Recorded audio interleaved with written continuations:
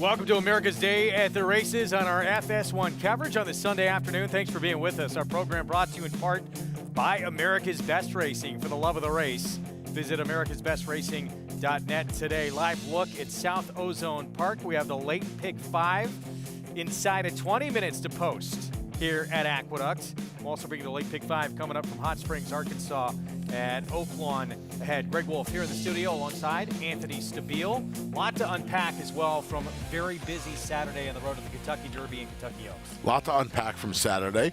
We have a great promotion over at Naira Bets. If you can play those 2 pick 5s over at nairabets.com, you can take part in a $5,000 hit and split, $2,500 cash in each of those pools. Just opt in over at Naira Bets. So make some money today, recap what happened yesterday, and we send you off with a bang in February. Next show in March. How about that, Greg? 2 months into the year already. Flying by. It's going way too fast for me. Let's slow things down. Third at Oaklawn. They have a wet track on this Sunday card here. 6 furlongs, race number 3. It's a $35,000 condition claiming race. 3-year-old fillies, and right now the favorite, Megan's Clara, the man who has had one of the great meets of anybody all year long. Norm Cassidy just claimed this runner. He's dipped down to about 48% at the meet, Norm. Has the 9-5 choice. Yeah, what a shame. He only went 1 for 3 yesterday, I think. Yeah, this filly comes in from Churchill Downs, hasn't raced mare, I should say, daughter of Munnings, who she's over 3 on wet tracks. A little surprising. Her pedigree tells you she's supposed to love a wet track. She has not handled one thus far in her 17-race career, just a second-place finish from 3 tries. But this is first time for Norm, and he's been doing really well at the meet, although his first time off the claim numbers have been a little meek. We'll see if that changes here with the chalk. Not the 4 interesting one. First time out, we did not see her for over a year, and then she's going to drop in class here. Start number 2, Christian Torres meets leading rider aboard, Vic Stauffer, race 3 from Oaklawn. Post. They're off. Busy Gal breaks best and goes to the front from Yolanda Who and Megan's Clara. Fun Time Girl and Proudfoot are next, and the early trailer is Big Java, the 3-year-old. Yolanda Who takes charge. Yolanda Who's a length in front of Busy Gal and Megan's Clara, now together second and third. A length and a half to Proudfoot and Fun Time Girl. Big Java's at the back of the pack. She is 6th and last with 5 lengths to make up as they leave the backstretch with Yolanda Who in charge. Yolanda Who leads the comebacking Megan's Clara by 3/4 of a length. Then Busy Gal at the rail. Big Java has moved up into 4th now, and she's got forward momentum for Nick Juarez. Meanwhile, on the front end, Megan's Clara makes her move to the front, and she coasts and cruises to the lead. Megan's Clara going to be tough to catch now. She has quickly opened up a 3-length lead on Yolanda Who and Big Java. Proudfoot is next. Final furlong, Megan's Clara has the lead. She's 2.5 in front of Yolanda Who, Big Java, and to the outside, Proudfoot, but it's Megan's Clara. Santana just looked back, and he's got to be very happy with what he sees because he is now 8 in front. Big Java trying to hold Proudfoot for second. Megan's Clara, yes. Megan's Clara won by 9. Big Java did get second. It is very close for third between Yolanda Who and Proudfoot. He can do no wrong at this Oaklawn meeting. Norm Cassidy claimed this now 5-year-old mare May of last year. She has not been seen since, and she ran like she was as ready as could be. This is some of these results are just inexplicable at this point. I mean, 6-5 on this horse. She's never raced her hooves in the mud before, and I don't know. This one's a little baffling. 6-5 doesn't make much sense to me either, but she galloped. Dominant here in our first live action of the afternoon. Megan's Clara for Little Red Feather Racing. Norm Cassie and Ricardo Santana Jr. winning connections at a short price. Let's take a look at what's to come on this Sunday program. Just getting started here on America's Day at the Races. As mentioned, we'll have the start of the Late Big 5 at Aqueduct. Races 5 through 9. We're 15 minutes to post in that first leg. Fast here in South Ozone Park. And at Oaklawn, we'll have their Late Big 5 for you as well. Really competitive Pick 5 sequences at both these tracks. You can play it all, of course. These sequences today. With Naira Bets, get signed up started. Get that $200 deposit match sign-up bonus. New members to take advantage. Punch in that code, match200 at sign-up at nairabets.com. And bet any track, anywhere. anytime. Feature and part of this late Big Five in New York today. We don't see this very often outside of the Kentucky Derby. 1.25 mile distance.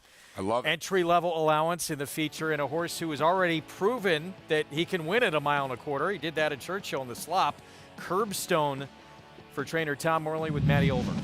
With the addition of the new turf course here a few years back and the poor little out for the inner track, we don't see too many two-turn dirt races here at Aqueduct anymore, 9 furlongs and above. This horse's last two-turn races here in New York going 9 furlongs have been excellent, and now he gets another furlong. I'll tell you what, Greg, he is a new horse since being gelded in November and taken over by Tom Morley. These 2 dirt races have been sensational. Common gallops for Matty Olver. He's done nothing wrong, and I would imagine that Tom is starting to think bigger game. He gets the open allowance now after condition claiming win and a starter allowance win. I'd have to imagine after today he starts to think flat out. He starts to think Brooklyn with this horse. I'm a dreamer.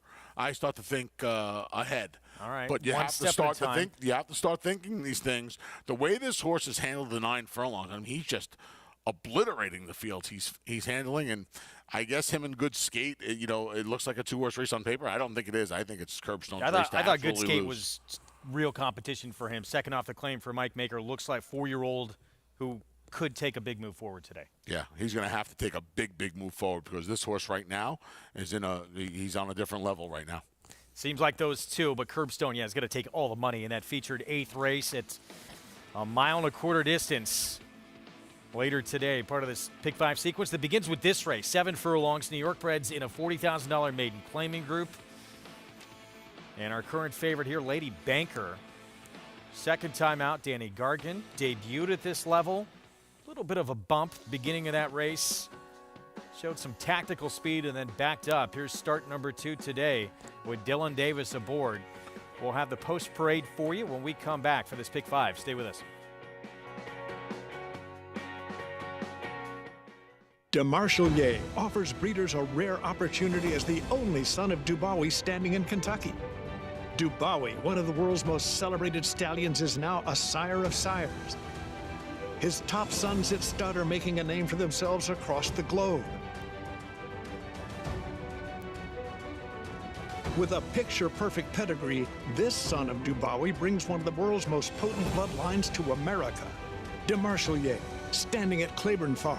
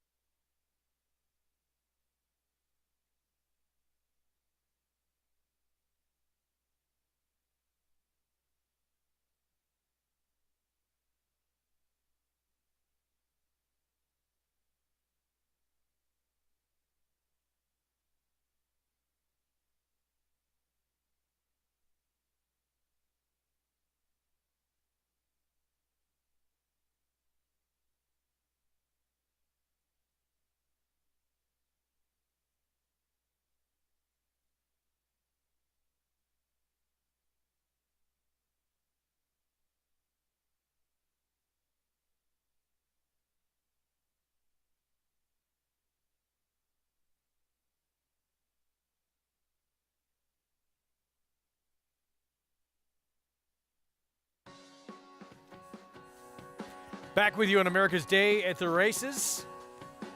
Brought to you in part by Nyra Bets, where you can play it all, bet any track, anywhere, anytime. Go to nyrabets.com, including getting after this late Pick 5. We love this wager. 7 furlongs to begin it. New York breds, $40,000 maiden claiming race. It's still Lady Banker from the inside. Philly, we showed you going to break.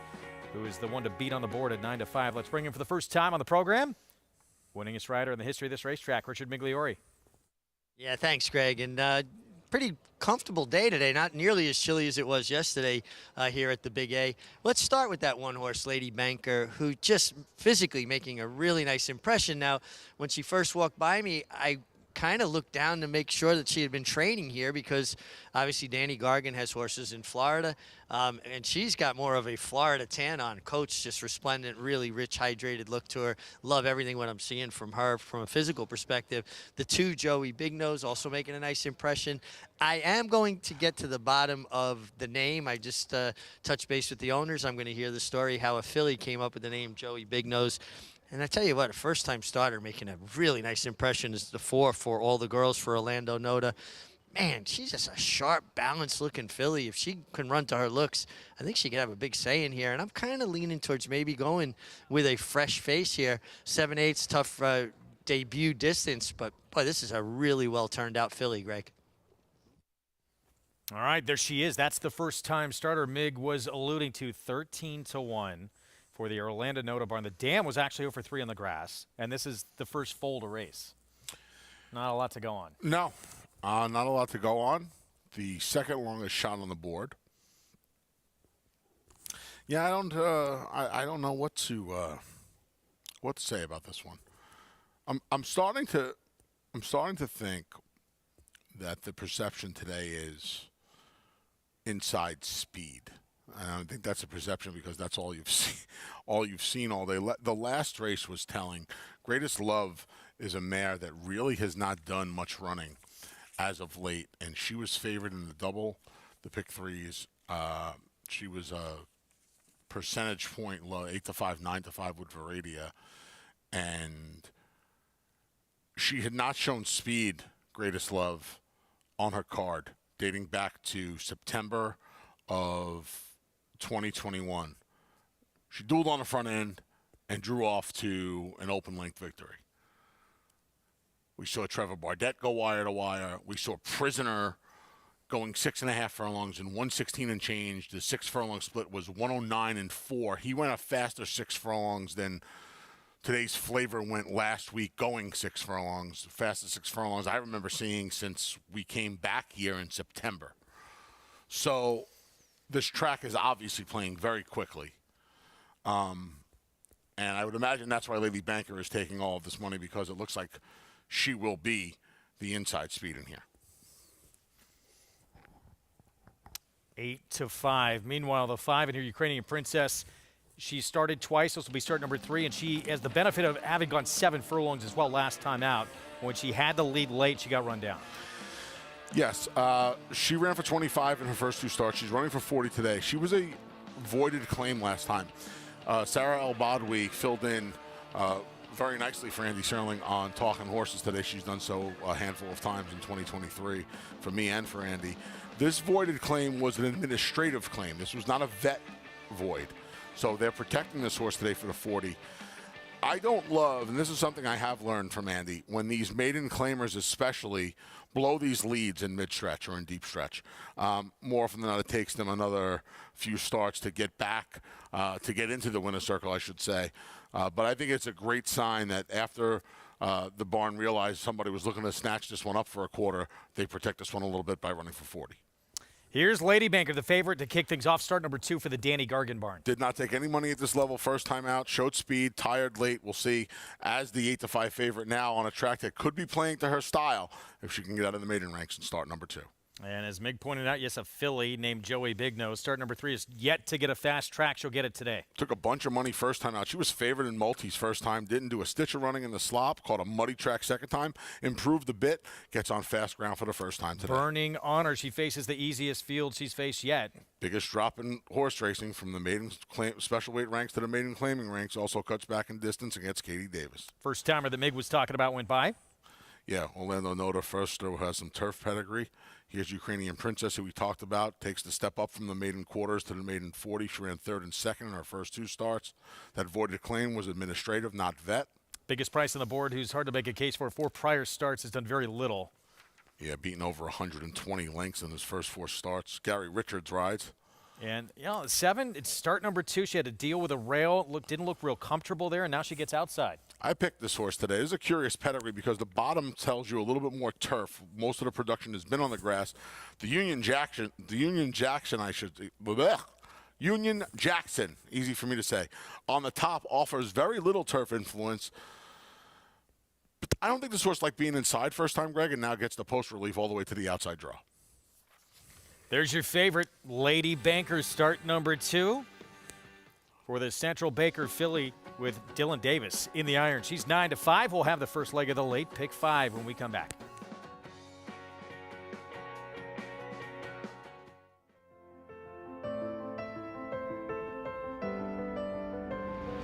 It's a domineering display by the ultra-talented McKenzie. McKenzie Preservationist, Vino Rosso and Yoshida. McKenzie's in front. McKenzie, they've done it. McKenzie has it by 2. It's McKenzie in a dominant performance. Pure class in the Malibu.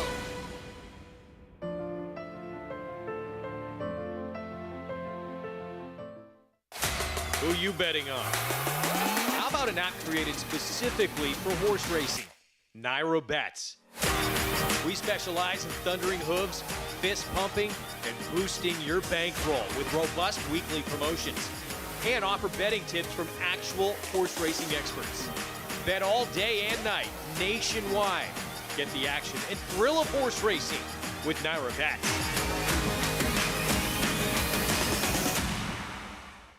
Unified, a 3-time graded stakes winner by leading sire Candy Ride, defeating multiple Grade 1 winner Mind Your Biscuits in the Gulfstream Park Sprint, and second in the Grade 1 Carter by a nose.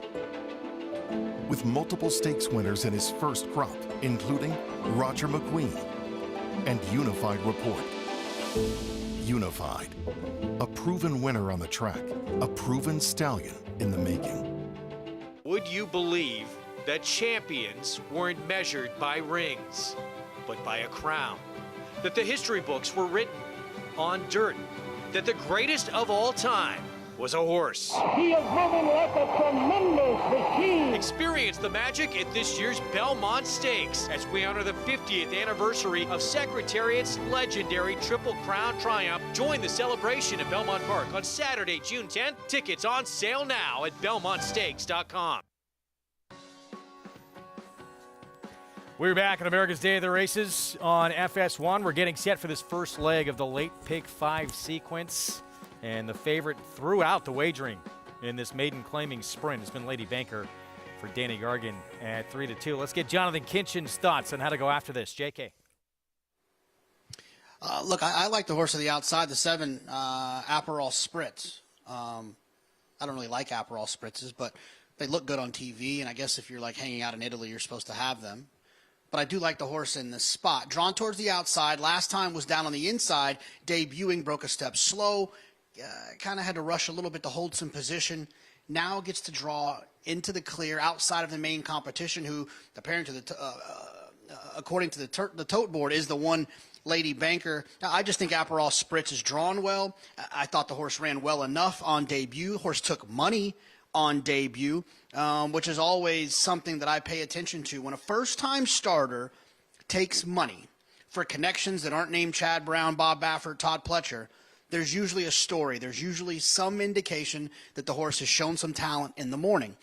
Now, sometimes there's situations within the race they had to kind of figure it out, so they didn't run as well. I think there was some situations for the 7 Aperol Spritz. And then there's also just that kind of education. Maybe they'll run better second time out if they kind of understand what their job is. And then third of all, when you have a trainer who I would consider a good trainer in Kelly Breen, there's adjustments that can be made after you've seen the horse run. Or you get some feedback from a rider like Kendrick Carmouche. Try this, try that. Let's not do this. Hates this. And I've always felt like horses, when they're second start, there's so much room for improvement. And I think the 7 towards the outside, Aperol Spritz, is the one that you want. Richie? You're an Italian man. I'm sure Aperol Spritz or 2. No, not actually. I'm more of a red wine guy, but I'm with you about Aperol Spritz. I really think this horse really elevated in the warm-up. But let me start talking. I'm actually going to talk about all three Union Jacksons in this race. The two, Joey Big Nose, spoke with the ownership group, and they actually have a dachshund named Joey, and one of the family namers nicknamed him Joey Big Nose, hence they named this horse in honor of their dachshund. So you kind of got to like that story.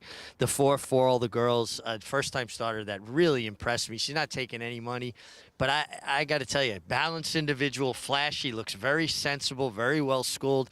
Actually, I might have even picked her on top. The 7/8 dissuaded me a little bit because it's just a tough debut distance. And I went to the Union Jackson on the outside, Aperol Spritz. I love the way she warmed up. Left the pony under Jose Gomez and really picked up the bit, got very animated. I love the outside post going 7/8, and it's all about Union Jackson in race 5 here for me, guys. All right, Mig, thanks. See the flag blowing there in the wind? Yeah, he likes a Union Jackson who made a nice appearance as a first-time starter, but his selection going to be Aperol Spritz. And I think a lot of us agree here, getting to the outside after having to deal with the rail in that debut is going to be a big benefit. By the way, for those of you wondering, an Aperol Spritz is Prosecco, bitters, and soda water. It's about 100 years old. It was created in Venice in 1920. Great summer drink. Sounds like it. I've never had Good one. for Saratoga. Maybe in the backyard at Nove for me this summer. Pick 5 pool approaching 270,000 here. 3-2 favorite, Lady Banker. I too like Aperol Spritz, by the way, so that means that this horse is just carrying way too much. I mean, this horse is carrying weight from Brooklyn to Saratoga. This horse has zero chance today. Look, start number 2, barn that wins. There's a lot of reasons to like her. Yeah. The outside draw, I think, is going to help. Like Jonathan said, that she was kind of rushed to a spot to nowhere last time. It's funny, though, because last time she draws inside, rushed to a spot to nowhere. It looks like the inside's good today, and she's drawn in post 7. See how it plays out to kick off this pick 5. Let's go upstairs. Chris Griffin to begin the sequence. Reign of Thunder, Aperol Spritz to the outside.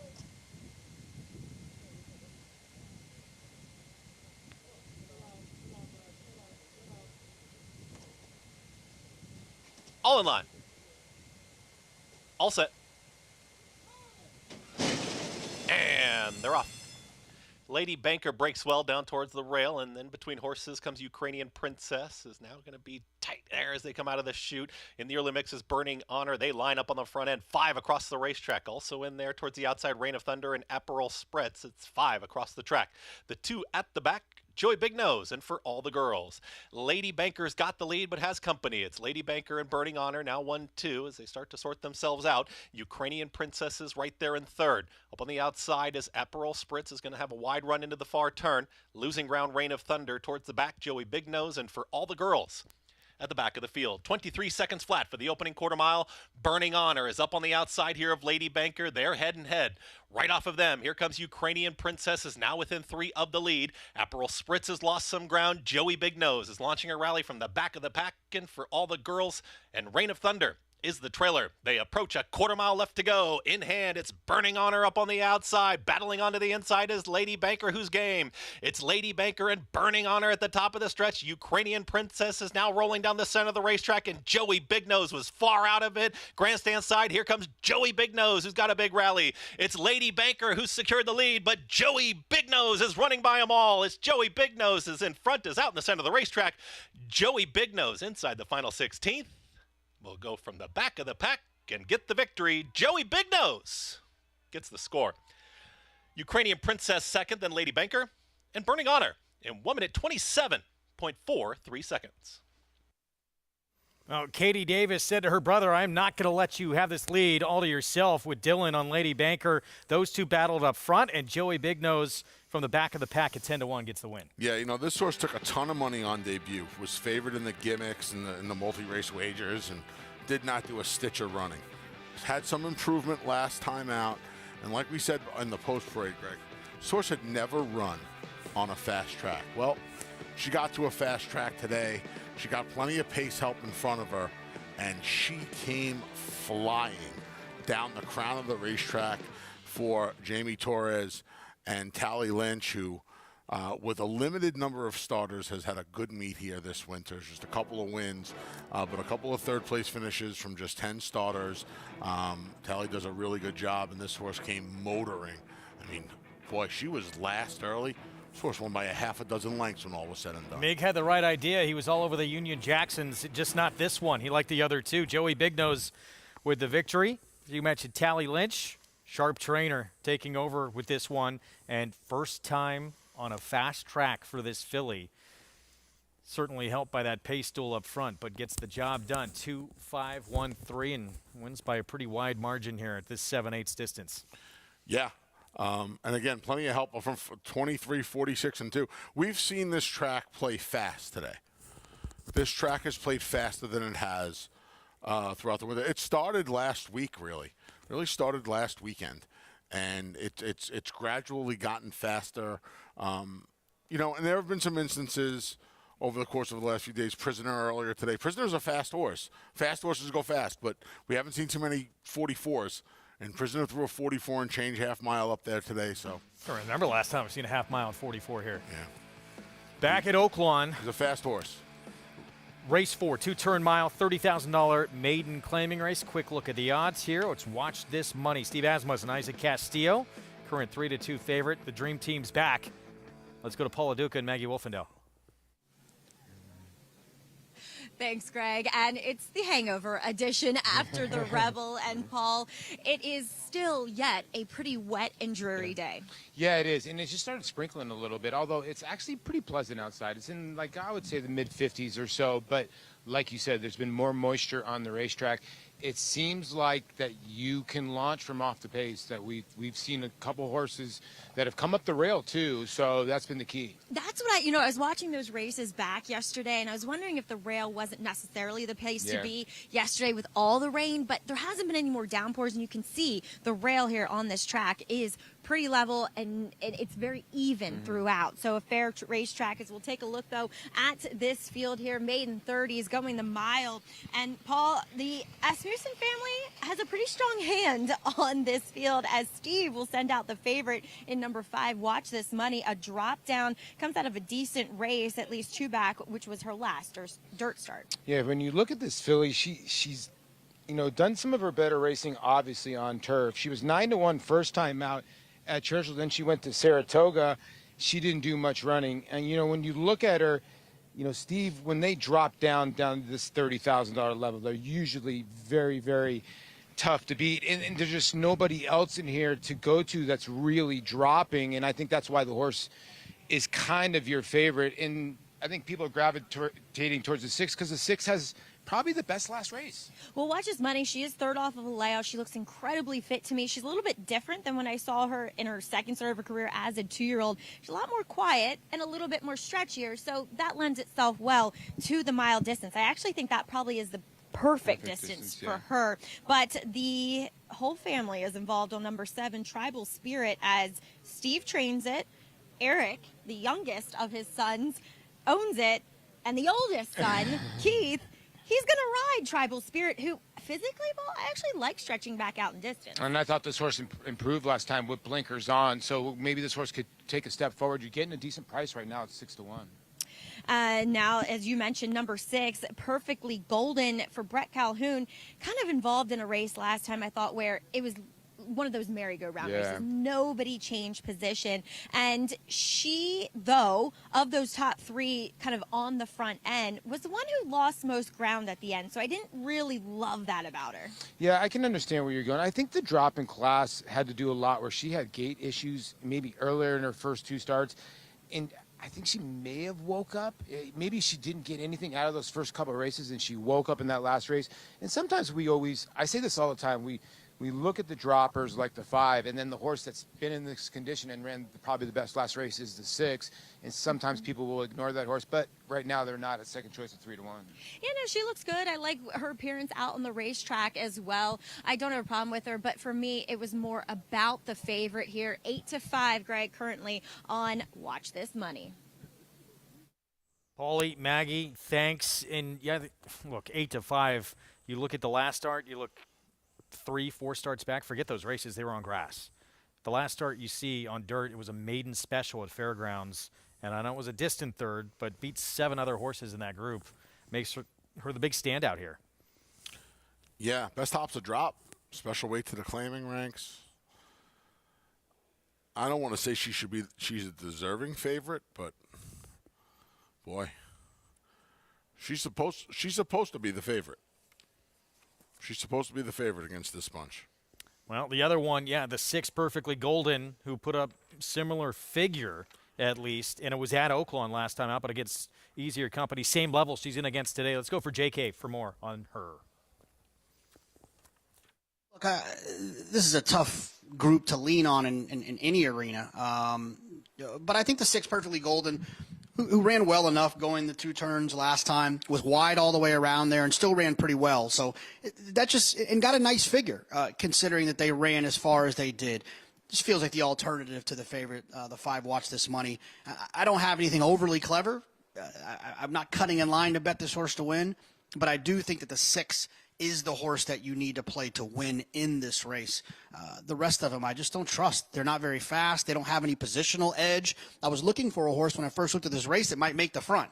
If you can find a horse that can make the front in here, I think you've probably found the winner. I just don't necessarily trust that the 5 Watch This Money has to make the front. So give me the horse that I think is probably the best, and that to me feels like the 6 Perfectly Golden. Well, 5-2 if you like Perfectly Golden in this spot. She again was at this 30 maiden claiming of a last out at 1 1/16. Brett Calhoun, and man who's been aboard, Nick Juarez, he has had a very good meet. Yeah. She's had the chance at the level, though. And I'll tell you what, her try on the muddy track 2 starts back, I don't know, there's still a lot of moisture in this track. That was the one thing I liked about Watch This Money. She already tried the wet track, and she's bred to love the wet track. We'll get back to it post-time coming up. Let's give you prices from this first leg of the late pick 5 here in New York. Joey Bignose taking advantage of a hot pace up front between brother and sister, Katie and Dylan Davis, on Lady Bankard Burning Honor. You see him 4th in the sub-silks. Just going to come and swoop the group, if you will, at the 8th pole. He's a winner at the 8th pole, and Joey, that confuses us track announcers. He, she, Joey Bignose. Richie never did get to the bottom of the name, right? Still efforting. Didn't matter. 23-20. If you found Joey Bignose at 23-20, you don't care where the name came from. No, you don't. 2-5-1 early pick 5, $570, and with a 10-1 start, very good chance to get better than that in this late sequence, but a long way to go. We'll set up leg 2, start of the pick 4 when we come back to New York. 7-5 here at Oaklawn on Watch This Money. Steve Asmussen. Let's see, took about a year and a half to get from 9,446 to 10,000. 9,446 to 10,000, so that's 550. Year and a half. It's about right. I mean, he had a year where he had over 600 wins. He's kind of slowed down from that pace. A couple of years where, multiple years actually, 500 plus. It seems like a record, as he has a long way to go in this game that is just never going to be touched. Yeah, that's the question, right? The question is, where does it end? Easily could see 17, 18. 15,000 is not. I would absolutely take the over. Not a ridiculous number. No. To think, I mean, it sounds ridiculous, but it's not a ridiculous goal. Slow years for him. He's 300-plus wins. Right. He's got the 7-5 favorite here. He also has Tribal Spirit with his son Keith Asmussen aboard. That's Tribal Spirit. And Perfectly Golden, the 6. Looks like a major player as well. Vic Stauffer, the call. Here's race 4 from Oaklawn. They're at the post. They're off.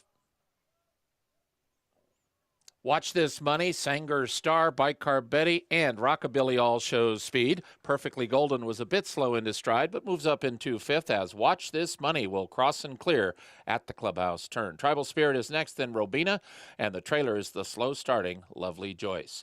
Watch This Money clears off to the backstretch for Isaac Castillo and leads it by 2.5 lengths. 2 Bicarb Betty and a 3 wide Rockabilly. Sanger Star now backs out at the rail in fourth and 3 from the front. Perfectly Golden is next.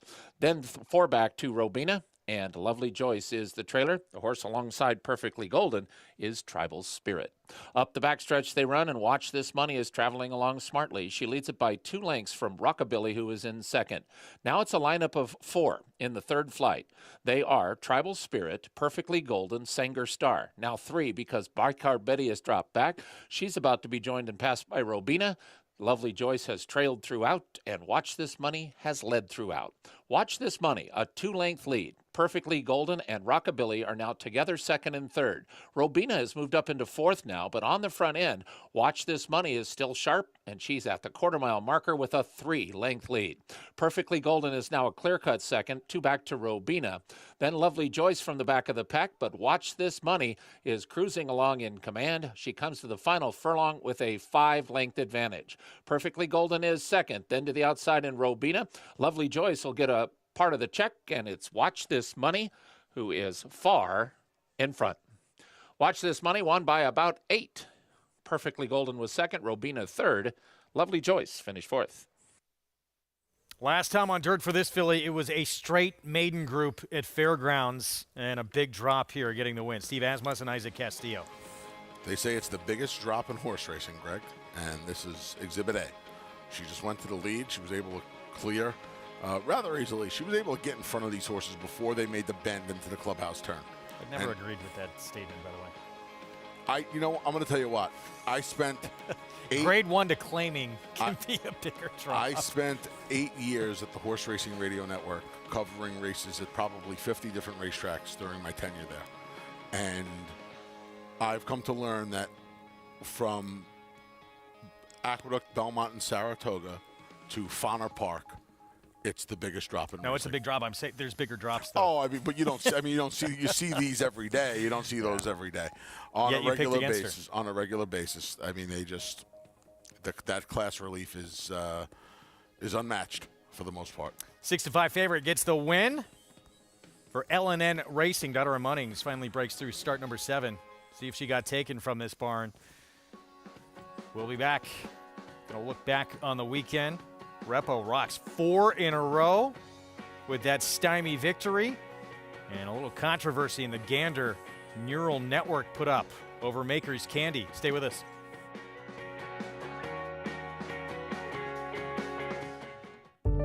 Whatever you use to predict future stallion success, breathe slowly and gaze at the desert's first great championship race.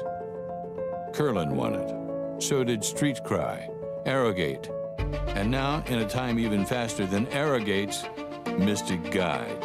The cold hard fact is, after this, he was rated the best horse in the world. Mystic Guide. New to Darley.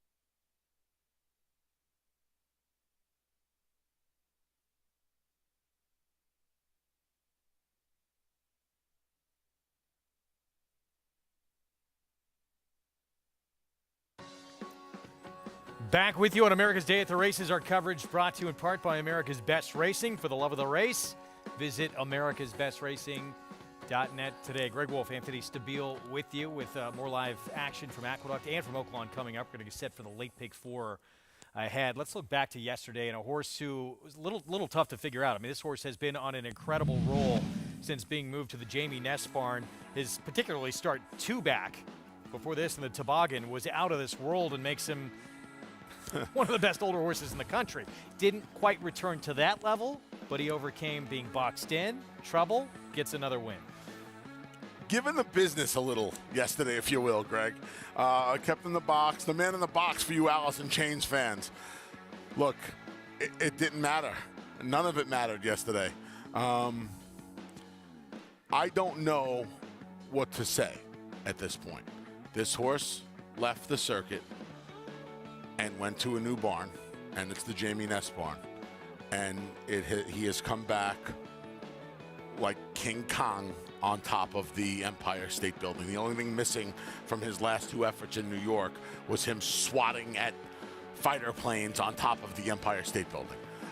He looks different, he acts different, and he certainly produces speed figures that are different than what we were accustomed to. My man Lee Einseidler had this horse at the start of it, hence the name, Repo Casamigos Tequila, hence the name.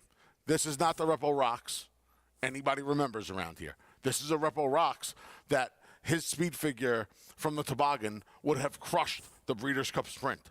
And Elite Power came back and won the race in Saudi yesterday. He would have manhandled Elite Power. Yeah, now he didn't get that kind of number yesterday, but still, I mean, what he did, being boxed in, not going on with it to the front. Andrew Wolfson actually had a decision to make, and we're going to talk to Mig here. Mig, Connections wanted him to be in front, just take it to this field.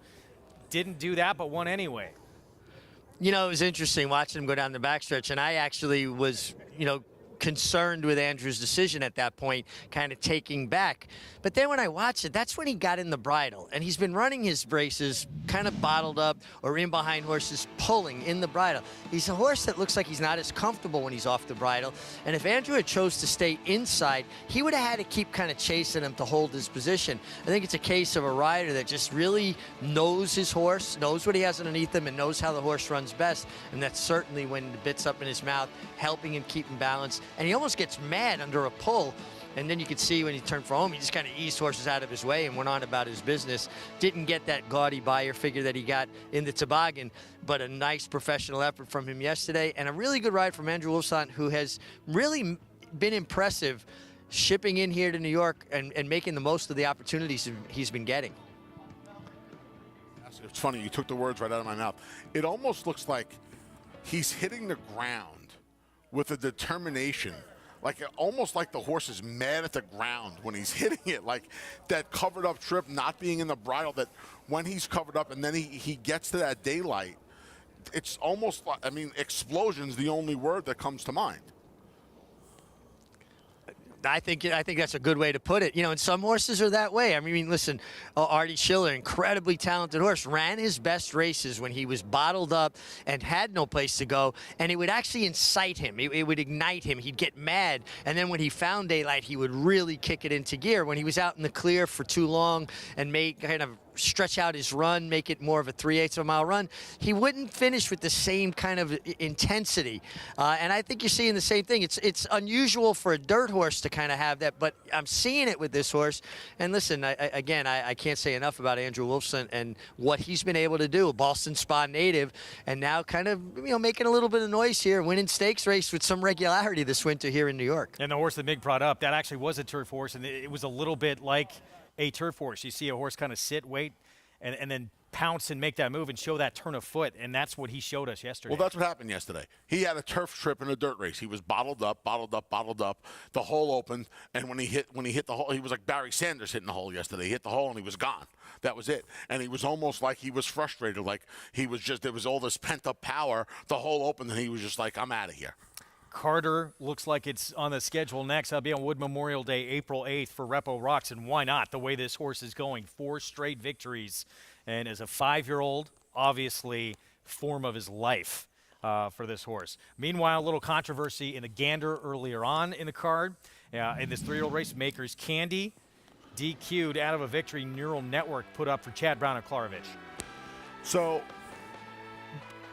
both of these horses ran well yesterday. Maker's Candy chasing Don't Lose Cruise is to his inside right now. Yellow cap on the outside, yeah. Maker's Candy in the yellow cap, Don't Lose Cruise in the white, the familiar red and white of Klarovich on the outside, Neural Network. Dr. Kraft, meanwhile, on the inside. Don't sleep on him. He did not break well, made up a ton of ground to get the show, though. Maker's Candy is going to come out. It already happened, and here's the second one.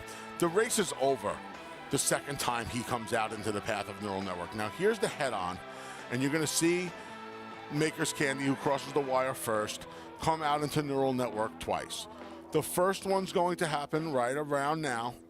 You're going to see Jose Gomez trying to get him to get over to his other lead. That's going to happen right here. He's going to take his path away a little bit. A little more there, slight, but there was no bump. And then the final infraction. There's no contact. Now, here's the controversy and the problem. If it's me, there is zero chance this horse comes down in the year 2023. By the rules of by the lay of the land now, Greg. Now, in the rules that are played by now, this horse cannot come down. The precedent that's been set on this circuit, that horse can't come down yesterday. 25 years ago, that inquiry takes 90 seconds and that horse's number comes right down. But the rules have changed. When there's no contact, these horses don't come down. There's no consistency in that call yesterday. That horse has to be left up yesterday based on the calls that have been made around here for the better part of the last 10 years, 12 years. That horse can't come down yesterday based on those rules. The rule from 25 years ago, yeah, that horse is supposed to come down. No question about it. He took that path away. He intimidated that horse.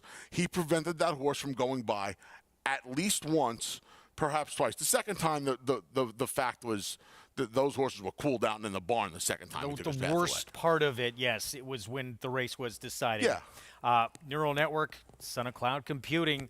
Chad Brown, of course, won a Preakness with. And Neural Network put up to victory. Hopefully those two get to do battle again on the racetrack and decide it without an inquiry. Race 6 is next. Late pick 4 times. 6.5 furlong sprint, $10,000 claiming race. Tough group to separate. Right now the favorite is Charlie 5. This is a horse who has been off since December of 21, who's the top choice on the board. And you look 2 starts back for him. Who did he face? Repo Rocks. And there's another horse in here at face Repo Rocks as well. It's Prince James, but his form has gone south since. Yeah. South since the claim and south since the return from a July layoff for Ray Handel. He drops all the way down from the $40,000 claiming level to this bottom 10. Here's Marvin. Blinker's coming off 2 back. He faced a really good one named Greeley and Ben. Yeah, the Blinker's coming off. They better help him because he hasn't done much running since they've been added in August. Winning Drive went by. Rob Atters was just 3rd against Touch Better, and here's Stand Up. Yeah, Stand Up hasn't done much running since making the circuit and trainer change to his current connections. This horse actually opened as the favorite. Surprisingly, he's up to 5-1 now. I wasn't surprised off the trainer change, but he's drifting back up now.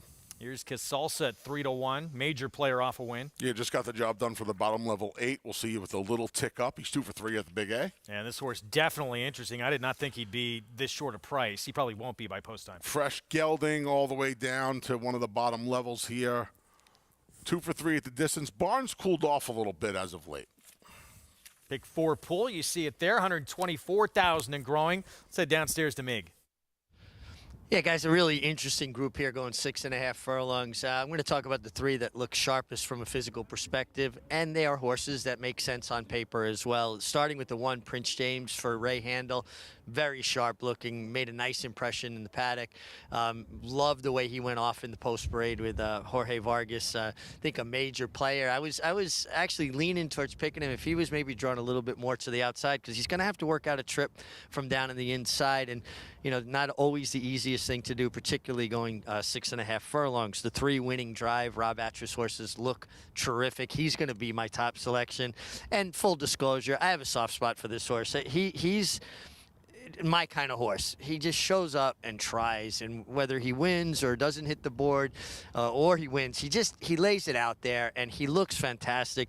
And when he left the pony with Manny Franco, he actually looked like he was going to get away from him. The horse was trying to run off. Manny did a great job. He kind of gave the horse his head, let him get his head down, and then he kind of eased him back underneath him. Really showed a nice display of riding and horsemanship there from Manny Franco for a horse that might have run off with him before the race. And then the 7, Charlie 5-0, another Rob Atras trainee, taking that precipitous drop in class off an extended layoff.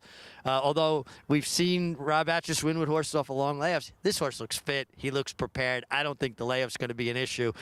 He looks like he has him certainly primed and ready to run well today. Jonathan, what are you seeing here? I think in a very tough competitive race.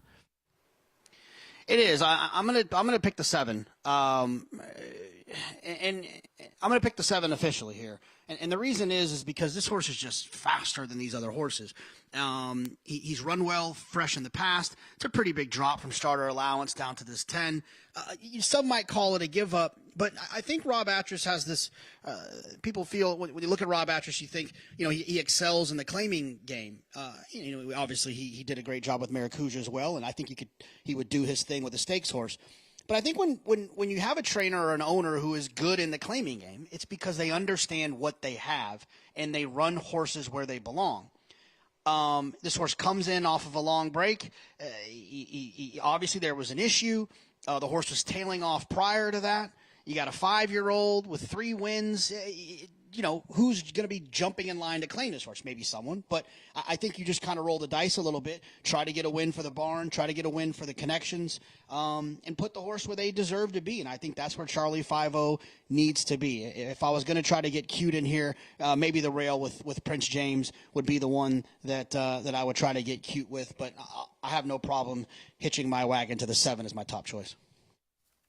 All right, JK, thanks. 14-month layoff. Charlie 5-0, the 7. Is trying to overcome it in here. That money's going to stick. Casalsa, the 6, might be your favorite at post time, but he'll be a worse second choice. I'm not sure if he was entered or not, but he was announced as a gelding on November 12th. So more often than not, when these horses are fresh geldings, they've been entered, and that's how the gelding is announced, unless Rob was just so diligent with his vet records that this horse was entered, but it was registered. But that's probably not a good sign if he was entered back in mid-November and didn't make it to the races for another 3.5 months. I don't remember him being in the entries, though. But that doesn't mean it didn't happen. And look, when we're used to seeing him run, he's a horse that can be forward. Being this fresh off the bench, you would probably expect that as well. Who goes with him in here? Casalsa going to be right with him? I would imagine. Casalsa kind of found his home, finding his bottom levels, the 12.5s, the 8s. And he has plenty of forward position. He has plenty of speed. So, yeah. I saw Peter Waldo earlier today, too, down in the Horseman's Lounge, and he was surprised after Prisoner went 9-4 in the 6.5 furlong race and held on going 116 and change. He said to me, Big A, when did this track get this fast? I said, I don't know. There is Casalsa for Peter Walder, trying to go back-to-back with a win against 8,000 claiming back on January 12th. And here's Charlie 5-0, 14 months away. Let's go to Chris Griffin for the start of the Pick 4. All set. And they're off. Good break from Marvin in the blue cap. Also up on the far outside is Charlie 5-0. There's Casalsa in the early mix, and tightly at the rail, Prince James is now going to take back to 4th. Another 2 lengths back to Winning Drive towards the back end of the field. Stand Up, and the trailer, Forever Wicked. Charlie 5-0 has got the lead, but has company to the inside from Marvin. It's Marvin who's trying to engage the leader. Charlie 5-0 is trying to clear as they get set to work to the 4 furlong point. 22 seconds flat for that quick opening quarter mile. They go into the turn. It's Charlie 5-0. Now into the 2 path comes Marvin. 3 wide, that's going to be Casalsa, who just settled off of that early tempo. Prince James is still at the rail there in 4th. Winning Drive starts to progress, is now within 3.5 of the lead towards the back end of the field. Stand Up, and the trailer, Forever Wicked, still on the front end. It's Charlie 5-0, but here comes Marvin up on the outside, and Marvin is ready to challenge and puts a nose in front. Here's Marvin at the top of the stretch. Battling onto the inside is Charlie 5-0. Casalsa is trying to join them on the grandstand side. Winning Drive has got some late momentum. The Ray is stand up within 5 of the lead, and Prince James at the rail. Anyone's race here with a furlong left to go. Marvin is right there. He's stubborn. Winning Drive is pushing on the outside. Here comes Winning Drive. Winning Drive is now taking the lead. Marvin battles on. Prince James has got momentum at the rail. Here comes Prince James to Winning Drive. Winning Drive, Prince James, and a photo. Photo between Winning Drive and Prince James. Marvin finished third in 1 minute 18.30 in race 6. Photo finish to start this pick 4. Prince James coming up the fence, the 1, or Winning Drive to the outside with Manny Franco. That is very, very close, Greg. Prince James may have put his head down on the line. Winning Drive, boy, wow, he lost an awful lot of ground on the far turn, and Jorge Vargas Jr. saved he was married to that was a Calvin Burrell-like ride on Prince James. He just married himself to the iron. It's dead tight. That could be a heater. Paulie might call this a heater, and Paulie's as good as photos as anybody. Mitch Levitas as well. This is tight. Here it is. That's close. Wow. That's close. If you put the proverbial, I thought it was Prince James, and they just hung Prince James up. It's 1-3. There it is, 11-1 on Prince James. Jorge Vargas Jr. Well put. I mean, this looked like Calvin Burrell. Sticking to that inside, saving ground, and took every inch of the ground he saved to get this win. And this was absolutely, you're going to get confused a little bit by Joey Big Nose coming down the crown of the track. That was just a bunch of bottom-level maidens, the pace falling apart, going 7 furlongs, and Joey Big Nose just coming down the crown.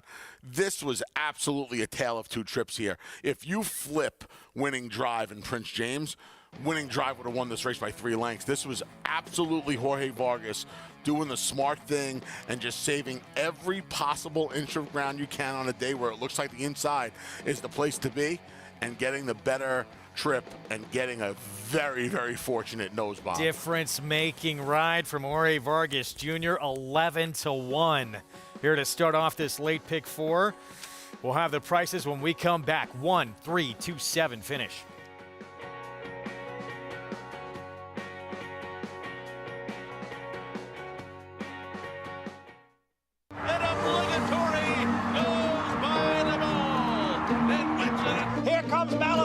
Here comes Clairiere on the outside, and it's going to be Clairiere!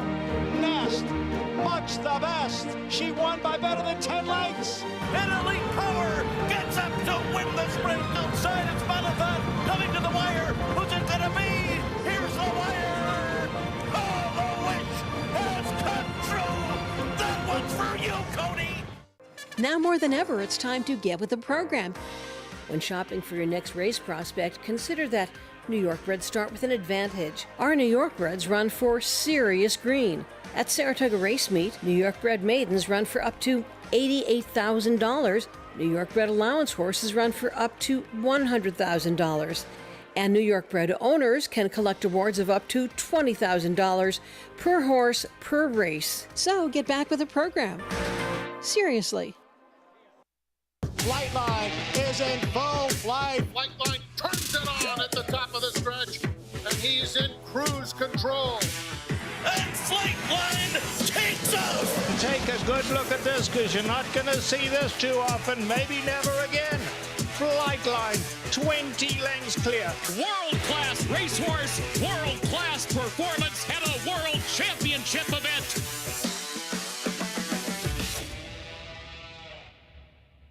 Racetrack Television Network brings you every race, from every track, on every screen, every day. With monthly packages starting as low as $5, RTN gives you great value and access to more live HD streaming and race replays than anyone. Visit RTN.tv today to sign up and watch on almost any device, including Roku and Amazon Fire. RTN has packages that start at $5 per month.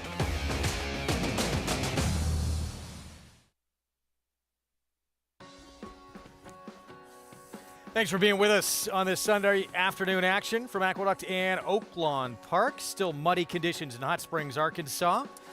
As we get set for race number 5, start of the late pick 5. It is a tough sequence today. 6 furlong sprint to kick it off. Condition $10,000 claiming race. My ticket was like $600. I didn't even bother. Where can you find a single? Let's go to Maggie Wolfendale, Paula Duca for more. I don't like this weather, Paul. What the heck? It won't stop raining. Today was supposed to be the day that we were supposed to get the great weather, and all of a sudden it's starting to keep on coming down. We're at a light sprinkle now. My racing form is Oh my gosh, can we just look at Paul's racing form right now? It's starting to blend a little bit. There's a lot That's why of. you need an iPad. Yeah, that's why I need an iPad. This race is completely confusing because when I looked at this race, the two horses near California Street had a ton of trouble last time out. And I believe this horse has got a big shot. Now, Keith is aboard, and he's not having the greatest of meets, and I think that's why this horse isn't taking the money that he should be taking. But, Paul, he looks much the horse to be. And, two, he has so much backlash to fall back on. And as you mentioned, the trouble last time where he kind of went up wide and tried to blow the race apart in the middle of the running and just lost all kinds of ground behind a gate-to-wire winner. I, like you, I am all over the two, especially given the way he looks. Now, we have to kind of talk about the elephant in the room, if you will, and that's the horse coming off the 2.5+ year layoff, and that's Eisenstadt. For Ron Moquett, doesn't have great numbers off of year-plus layoffs. He's only 1 for 14, and talking with Ron, I don't know what he said to you, but he said to he said that this horse, they tried to make him a pony, and it just didn't work, and they brought him back, played around with his training, and he kind of took to it. Yeah, so they tried to make him a pony. They said they gave him, obviously, a year off. He said he came back and he started training very well at his first work back. He's like, okay, let's give him a roll back. I talked to him. I said, what do you think? He's like, if he runs back to where he was, but that's almost 3 years ago. And Ron was, he was candid with me. He's like, I don't know what I'm going to get here today. We'll see. I know. He also expressed to you some concerns about the wet track. Now, considering the time away, he looks as fit as Ron could possibly have him, but ultimately he does look like a horse that's going to want to go a bit further than this. Now, Karl Broberg, he'll send out two. We'll take a look at the one that's taking the most money, though he does have good numbers with Whooping Jay, with horses dropping significantly in class. But Drifter, he comes off of a win. The third-place finisher came back to run a 76-2. Looked fine to me in the paddock, but do you like him here with the meet's leading rider aboard? I thought the horse looked well, too. Kim Poole had some shocking upsets earlier in the meet. He had been on fire. Now, he slowed down a little bit.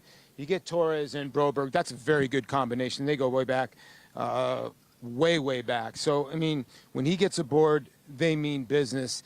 And, the two outside horses, the 8 does have a look. The 9, surprisingly, is getting money on the board. I know Timothy Martin had a winner earlier in the card, but I just don't see where that horse fits. Maybe this horse likes the mud. I think that's what people see, but he's skipping a condition 100%. basically. Yeah. So I didn't. There's just so much more accomplished horses that have so much more back class, and like you mentioned with number 8 Newsbox, first off the Tino Diodoro claim here behind a Thorian who came back to win with a 91 buyer in a starter allowance. And the fact is, you're taking him off of a lackluster performance, I think. I didn't like that last race, but I think you're banking on the fact that kind of Tino can get him back to his better races. Yeah, he can bounce back. And it seems like that's sort of been the trend here at Oaklawn. It's been hard to sort of pair up your races. We've seen a lot of horses run really well and then sort of, not run well their second time, especially over these racetracks because there have been so many different kinds of muddy racetracks. So I'm going to stick with the 2 California Street just off that last trip, and you're getting a decent price. Oh, I am 100% with you. But Greg, Newsbox, that last race he comes out of, Authorian, that was Robertino's 3,000th winner. He won one and claimed one out of that January 7th effort. It looks like he's live at a few more races this afternoon as well. Newsbox certainly one of them, the 8 at 4-1. I thought this was a tough race in here. Certainly California Street, you look at the 2. Who is the modest 7-2 favorite right now, in with a shot with Steve Asmussen and his son. We're going to take a look, I believe, at Drifter. 6 ball. Yeah, we're looking for 6 ball. Torres, Karl Broberg, he's 4-1, comes in off a victory and claimed off of Kim Poole by Broberg last time out.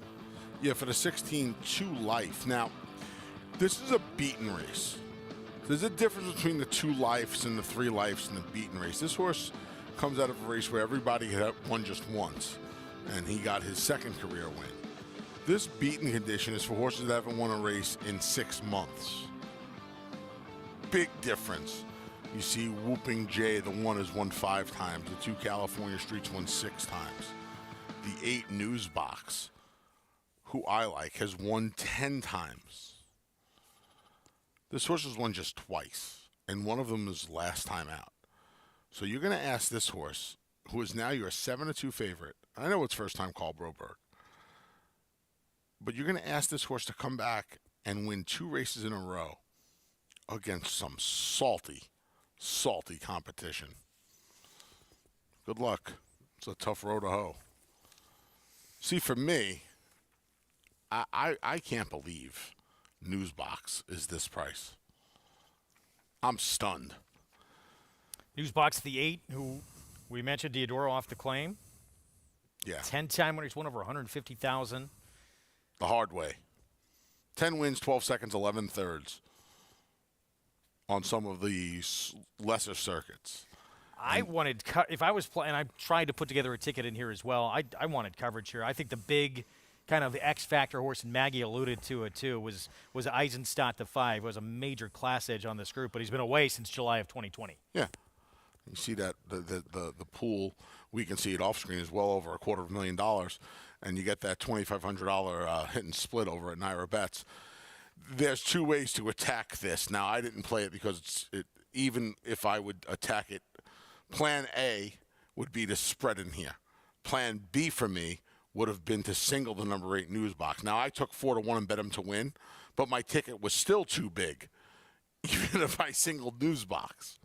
So, but I like Newsbox, the number 8 at that price. Him being a similar price to some of the others in here, I took him to win. Multiple winner on an off track. We'll see who handles the going as well in these muddy conditions in Hot Springs. Start of this difficult sequence of the late pick 5. Let's go to Vic Stauffer. Wesleyan.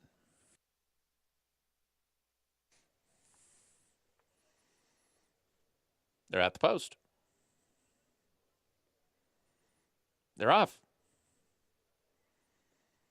Fast start for Tillis and Atris. They're quickest. Newsbox and Wesleyan are close up. At the rail, Whooping Jay is in the mix as well. And Wesleyan going to go all the way up and challenge Whooping Jay for the lead.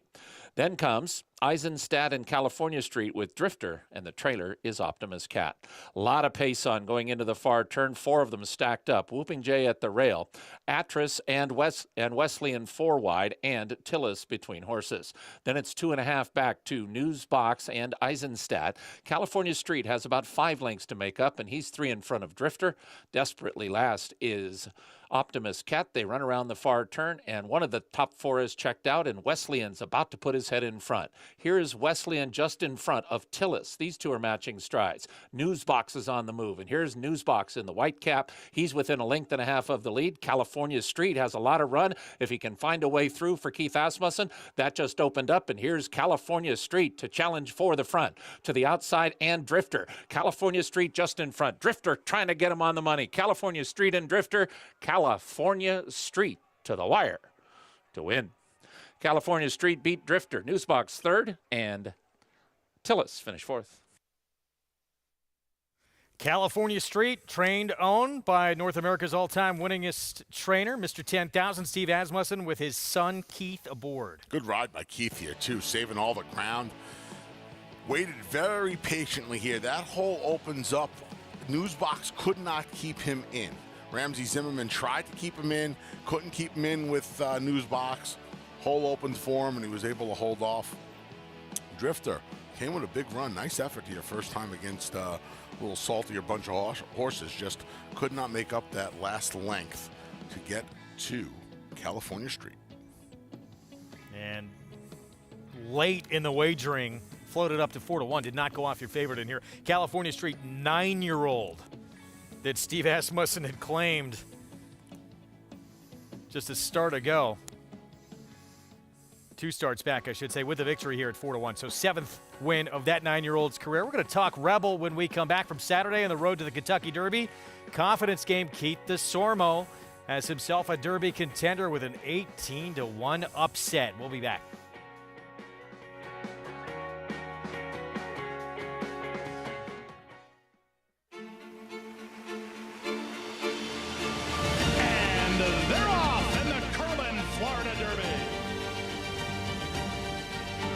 3/4 in 112-1. Known Agenda is now on to take over the lead.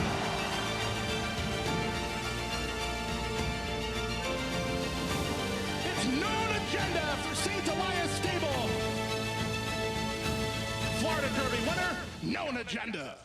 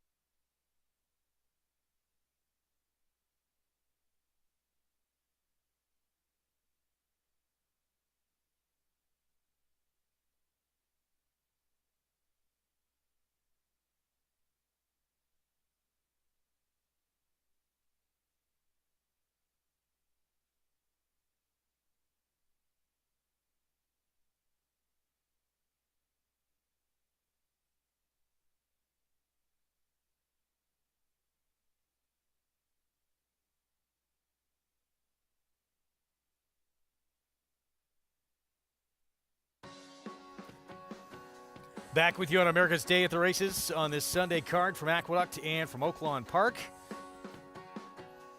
Back in the 6th, it was a photo finish thriller at the wire. Prince James, Jorge Vargas Jr. rallying up the fence, winning drive. Manny Franco, Rob Atras with the 3. These two came down to them, and in the end, Prince James, what a great ride from Vargas Jr. Yeah, just stays along the inside here. It looks like it's the place you want to be today, and Prince James crowned the winner in that photo, Greg. See that? Look at this photo. Oof, what a photo. Half a nose. My girl on Buzzy won a photo like that yesterday in the 7th. Yeah, we've had a couple of these in the past few days here. 2460, pick 5, 10-1, 11-1 to begin this sequence. Yeah, I mean, this is a nice little pick 5 sequence. Who won the 4th race? Second choice, I believe, at 9-5. Yeah. Was the 1. Oh, right. Greatest Love. Yeah, so pick 6 carryover, I guess, who could be. Potentially in the cards. Potentially in the cards. So we've got a long way to go here. Yeah, halfway home. See what happens. All right, we'll get to the 7th in a moment. There was no photo needed in the Rebel yesterday. No, there was not. Big weekend on the road to the Kentucky Derby, our ABR race of the week. 50 points to the winner, essentially getting you into that starting gate. Brad Cox sending out 2 runners in here. They were kind of moving in tandem together.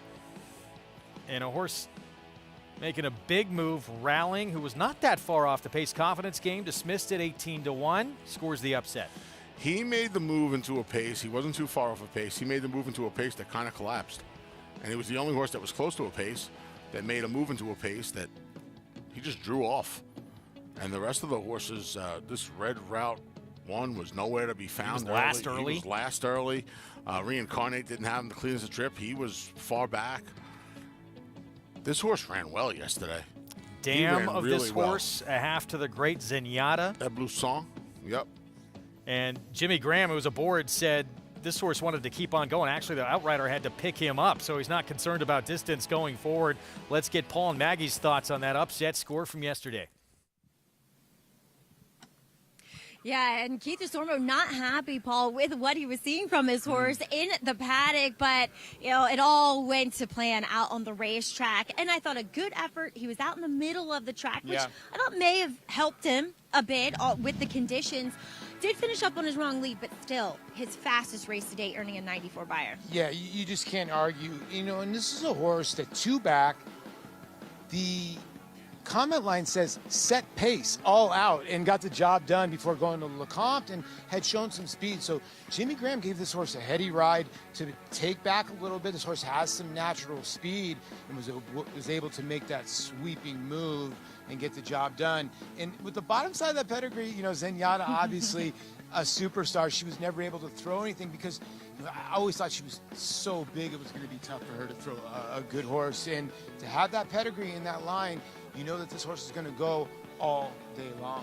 Yeah, you certainly get the feeling. But let's talk a little bit about trips from other horses. Verifying, he went off as your post-time favorite. He got to save a lot of ground right off that early pace.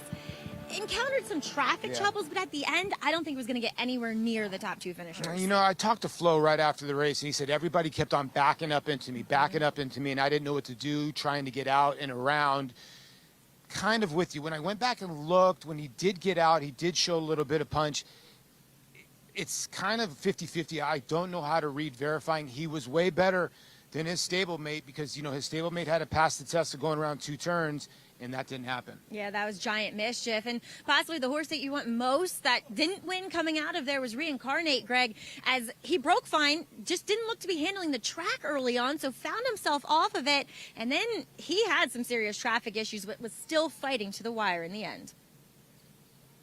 Yeah, he really did. Thanks, both you two. And that's, of course, a former Bob Baffert horse who, to get points, had to be transferred to a different barn with Bob Baffert unable to compete at the Kentucky Derby again this year. So Tim Yakteen and his crew, they're very happy with what they saw from Reincarnate. As we take a look at the updated list, Confidence Game moves to the top of that list. Still a long way to go. Still waiting to see the 2-year-old Champ Forte make his debut coming next weekend. That comes next weekend in the Fountain of Youth at Gulfstream Park. If you asked me, not that you did, Greg, who I would want out of the Rebel, I would want Reincarnate. Because like Maggie said, I don't think he got comfortable with that track until the last quarter of a mile or so. And then when he did, he didn't really have anywhere to run until the last eighth of a mile or so. And then when he did, he came running late. I don't think distance is going to be an issue for him, just because I think that doesn't have to be correct. But I think he'll have little issue with some more ground. And with a cleaner trip, I think he might be okay. Keith DeSormo, he had Exaggerator win the Preakness on a wet track. It's going to be, if he gets there, and right now, again, he has the points to get there. It'll be just his 4th starter in the Kentucky Derby. Confidence Game got a 94 buyer, which is right in the realm of moving in that right direction for a top 3-year-old. We'll be back. More coming up from Aqueduct after this. Warfront. On the racetrack, his accomplishments included this victory in the Vanderbilt at Saratoga. It will be Warfront to win it by 2.5 lengths. Now this son of Danzig ranks among the world's elite sires. With over 100 stakes winners, Warfront's progeny includes some of the world's most talented runners, both at home and abroad. Ranked number 1 by percentage of lifetime stakes winners, graded stakes winners, and Grade 1 winners. Warfront, standing at Claiborne Farm. Who you betting on? How about an app created specifically for horse racing? Naira Bets. We specialize in thundering hooves, fist pumping, and boosting your bankroll with robust weekly promotions. And offer betting tips from actual horse racing experts. Bet all day and night, nationwide. Get the action and thrill of horse racing with Naira Bets. Harris Farms, proudly standing Smiling Tiger, a triple Grade 1 winner, defeating Breeders' Cup champions Dancing in Silks and Amazombie, a leading California sire with over $9.7 million in progeny earnings, with 94 winners in 2021 and graded stakes superstars like Spice Perfection. Spice Perfection wins the Grade 1 La Brea. And Tiger Dad. Smiling Tiger, a leading California sire, standing at Harris Farms. It pays to be Cal bred. Tampa Bay Downs has a rich thoroughbred horse racing history in Florida dating back to 1926. Celebrities such as Babe Ruth, Jack Dempsey, and John Ringling all attended opening day. In 1981, Hall of Fame jockey Julie Crone won her first career race here, and in 2007 we saw Street Sense win the Tampa Bay Derby and go on later that year to win the Kentucky Derby. Featuring full fields, great turf racing, and a 15% takeout on our Pick 5, Tampa Bay Downs has live racing every Wednesday, Friday, and Saturday. Sunday coverage continues from Aqueduct and Oaklawn. It's brought to you in part by America's Best Racing. For the love of the race, visit americasbestracing.net today. Post parade for the 7th here in New York. And here's Cool Quartet. Manny Franco meets leading rider at 4-1. Big rider upgrade, huge class relief here. Gets the coveted rail draw today, and that class relief should help him a bunch. Microscope at 20-1, just missed by a nose against Easier last start. Tough beat around the 2 turns. Now he cuts back to the 1 turn. He hasn't really fared well around this 1-turn mile. Slowly making their way up to the racetrack. Here's Truculent. Charlie Baker just claimed this horse has been popular in the claim box. Gets the 7-pound weight break with the Apprentice Torres. See how aggressive they are early. Could be loose on the lead in here. A lot to like, I thought, with Crypto Cash dropping in class. Yeah, he drops down from the quarter and the 20. Faced much tougher in his last 2. See how much pace he gets to run at. Blinkers go on. My friend's Beer Dominic Schettino second off the claim. The other one getting some class relief. He ran against better in his last 2. That race 3 back makes him a big contender in here. 8-year-old Vintage Hollywood with Dylan Davis. He was on a mission last time. Gets the rider change from the Bug to Dylan Davis. We'll see how aggressive they are in his handling early. And the X Factor horse, the speed, putting blinkers on Daddy Knows. What do you think? Half to Mr. Buff. He's tough to handle early, Greg. He has some bad habits. He gets out a lot. The blinkers go on. He goes back to Ray Handel. We'll see how aggressive Katie handles him early, and if she can get accustomed to his bad behavior on the racetrack. Difficult 7th to get through here at Aqueduct. Let's get Jonathan's thoughts. Yeah, guys, I thought this was a wide open race, and I look. In wide open races, you want to try to get creative. It doesn't always work, and I'm not going to beat my head against the wall if I can't find something. But I think the 6 Vintage Hollywood at the price makes a little bit of sense in here. If you look at the last race, just wasn't in a great spot. Kind of got involved early, and it was kind of in between horses. But then ended up kind of running on okay, showed a little bit of courage, and I like that, especially at this level. A horse that can kind of get themselves into a little adverse spot and still continue to fight. A lot of them will just kind of spit the bit and go home and get some dinner. So I think Vintage Hollywood is one that's very interesting in here. But I will say that I'm curious to see what Richie says, because a lot of times at this level, who looks the best runs the best. I agree, Jonathan. And you and I landed on the same horse, and he ultimately won me over because of his physical appearance. I thought there were several ways you can go here. Let's start with the one, Cool Quartet, Orlando Noda. The horse was claimed for 12.5 by him off a winning effort, had a run for 25. Horses have to run for a specified amount more when they're claimed for 30 days.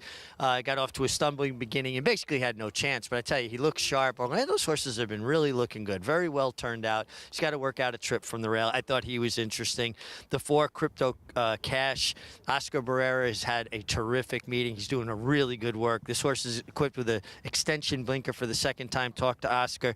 He said last time he felt like the extension blinker worked, but they had a wide trip, and he'd like to see him save ground. But from a physical perspective, he looks fantastic as well. And again, Oscar has been doing a lot of things quietly very, very well, having a terrific meeting.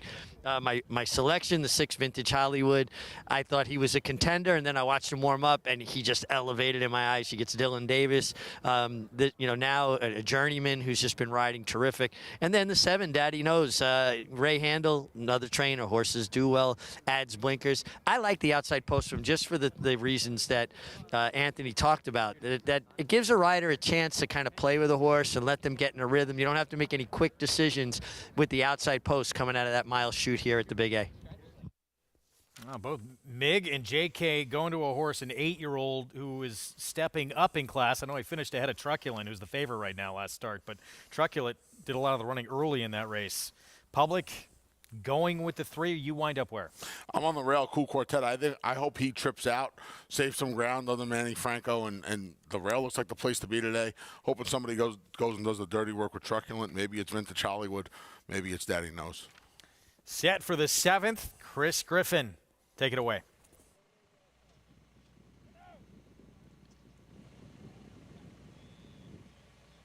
All in line. All set. And they're off. Daddy Knows has early speed from in between horses My Friend's Beer, and here comes Truculent. Truculent is now in front, is up by a head. Out in the center of the racetrack there is Daddy Knows. They're 1-2. Just off of them at the rail, Cool Quartet and Manny Franco gonna wait for some room here as they come out of the chute. Then My Friend's Beer is on the center of the racetrack with Vintage Hollywood, who's in 5th. In behind them is Crypto Cash and the early trailer, Microscope. Daddy Knows has got the lead. It's Daddy Knows in front. Truculent is ready to challenge, and now Truculent puts a head in front of Daddy Knows, who's back to second. Just off of them, a nice trip here for Cool Quartet is stalking those pace setters. Then My Friend's Beer is within range as they went 23 and 3 for that opening quarter mile. They approach the half-mile pole. It's Truculent in front. Daddy Knows is right up alongside here from second. Cool Quartet is still watching the action from third. My Friend's Beer, Vintage Hollywood, towards the back, Microscope with the trailer, Crypto Cash. Well into the far turn now, and Daddy Knows is kicked away. It's Daddy Knows, and Katie Davis takes a quick look back, sees no one yet. It's Daddy Knows is out in the center of the racetrack with a quarter mile left to go, is in front. Truculent is not done to the inside, is battling on. Here comes My Friend's Beer. Cool Quartet is called upon. Daddy Knows is in front. It's Daddy Knows who's approaching the 8th pole. My Friend's Beer is splitting rivals down towards the inside with Truculent, who's very game. Cool Quartet is trying to come back, and Vintage Hollywood. Daddy Knows is almost there, a 16th to go. Drifting out of touch, but Daddy Knows is in front. Ray Handel gets another one. It's Daddy Knows to get the victory. Daddy Knows, then came My Friend's Beer, Cool Quartet, and Vintage Hollywood in a photo with Truculent in 1 minute 36.63 seconds. Daddy Knows, you said, can be difficult to handle. The 7-year-old, blinkers on, wide around that turn, able to finish the job today. I'm going to tell you what, Katie Davis has won 5 races here this winter. One of them was with Funny How in a stakes race. And one of them was today. And I'll tell you what, she should probably be most proud of this race today because this is one of the toughest horses you can get aboard on this circuit. He broke well today, and Katie did the most important thing you could do with Daddy Knows. She gave him his way around the racetrack today. She stayed out of his way. She didn't get on him too much. She just let him do his thing on the front end. Even when Truculent came and engaged, she just kept him out in the middle of the track. She didn't really get him too close to Truculent. She let Truculent get in front of him. She just let Daddy Knows stay in his path. You see how far apart they are? They're 3-4 paths apart. She just left them alone. She just left Daddy Knows in his own little world, essentially. There's a great shot. Look at Truculent along the inside. He's 3, 4, 5 paths away. She's completely in her own world with Daddy Knows, and that's what you have to do with Daddy Knows. Make him think he's out there lollygagging all by himself. And he absolutely galloped today. This track's playing fast. That's a good final time for Daddy Knows. This is just his second start since coming back from Finger Lakes and the Monmouth circuit. Nice effort today. Good ride by Katie. Blinkers went on. Ray Handel's having a nice meet. Katie's having a fantastic winter. Good job. 5-1 on Daddy Knows today. Really is. Not that long ago that she returned from a long time away from this game, too, to get back in the saddle. That weather looks like it's continuing to worsen at Oaklawn. 30 claiming race here in the 6th to start the Pick 4. It's a 6-furlong sprint. Another race that looks like there are many ways to go. Let's go to Maggie Wolfendale for more.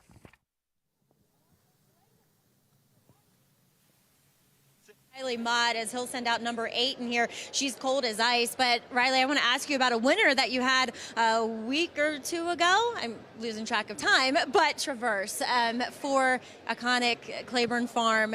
Talk a little bit about being able to train for them and, 2, getting your first win for them as well. Well, ever since I was a little kid, my dad and my family has had horses for Claiborne. Walker and I, Walker Hancock, we're roughly the same age, so we were sort of, in diapers together growing up throughout the industry. And, he took over, the family operation, and I went out on my own. And it was, very, very nice of them to give me a shot with this one starting out. And she's a talented filly, and hopefully there's some black-type races in her future. Now, I know, you've said it, you're your own person, you want to, I'm sure, get out of your dad's shadow a little bit, but I kind of want to bring him into the conversation for a moment because people might not realize that while he trains for Godolphin and Juddmonte now, he started off claiming horses. So talk a little bit about kind of your foray and having to prove yourself by claiming horses like this filly here. Well, I mean, naturally, going forward, I want to have the best quality horses possible. But I think starting out, it's really important to play on all levels. Have a little bit of diversity in the barn. It's also a good way to, fill stalls if you have the clientele who are into claiming. So that's the idea, behind claiming here at Oaklawn and going forward. But you're certainly always trying to improve your stock. Do you feel as though with claiming horses sometimes it's a little bit of a learning curve? It's kind of, trial and error? Yeah, sure. I mean, it's not something we did too much with my dad, but like you said, that's how he cut his teeth, on the Midwest circuit. That was his bread and butter. And while it's very different of a claiming game now than it was back then, there's definitely a bit of a learning curve and learn as you go in my case. But, just keep the horses happy and healthy as always and do your best. How about this filly? Do we like her here as your first start for the barn? Preferably she'd be going a bit further in distance, but this was the race that came up and she's doing well, so we thought we'd run her. But very, lovely filly to be around. Well, she's huge too. She's a very tall filly. Could hardly put the saddle on her. Well, Riley, thank you so much. Best of luck here, and always a pleasure catching up with you. I appreciate it. Thanks. Riley Mott sending out. She's cold as ice here, and we'll see. Can we get a win first off the claim, Greg? Yeah, we will find out shortly. Cutting back in distance, she's 11-1 right now. She is the 8 from that outside post. This field, obviously, the big story here is the 4, Jetsajinin. Diodoro off the claim. This is an 8-year-old mare that is just a win machine. She's been really fun to watch. 17 wins in 36 career starts, including last time out. Yeah, 5 of those wins have come on wet tracks. She won in the mud last time. Diodoro claims are now. Yeah, this is going to be a tough mountain to climb for for Riley. There she is, Jetsajinin, now with Diodoro. Tough to see her. See if she can get number 18 in the win column. Let's go to Paul for more. Yeah, when you look at this race, Jetsajinin, claimed out of the Scott Becker barn.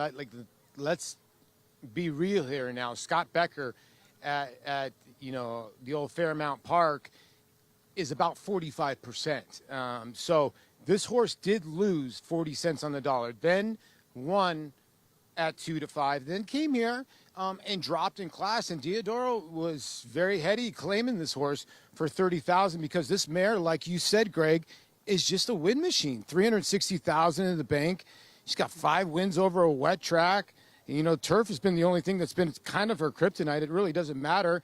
She's 11 for 22, 50% over a fast racetrack. So she's a little bit better over a wet one.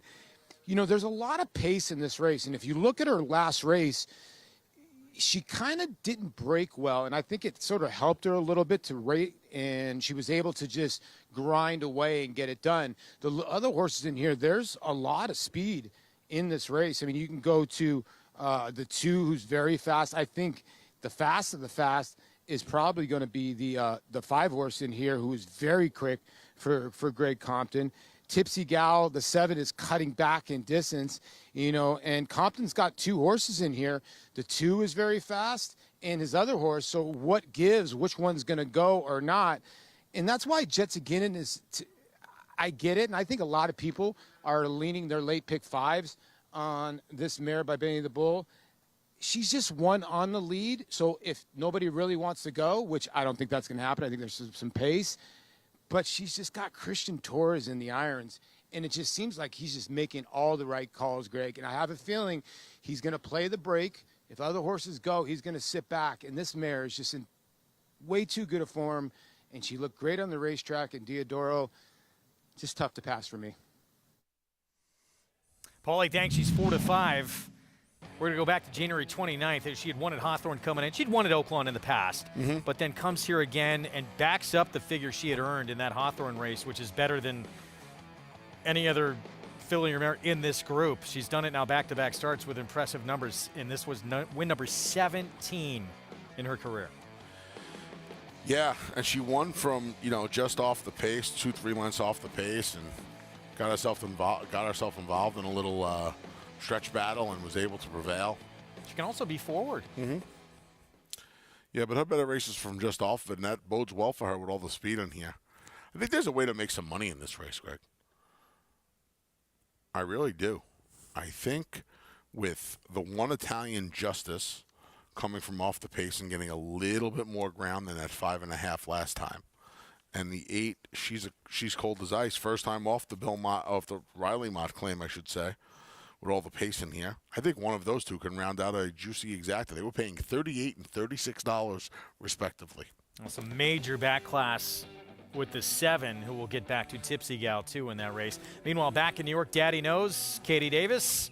Horse putting blinkers on, showing speed and finishing and staying, as you said, well clear of the rest of this group here to do his thing at 7 and get the win. Leave him out there by himself. He thinks he's all by himself out there. He is right now. He's 5 in front, isolated in the middle of the track. He's not quite in Ussery's alley, but he's out there.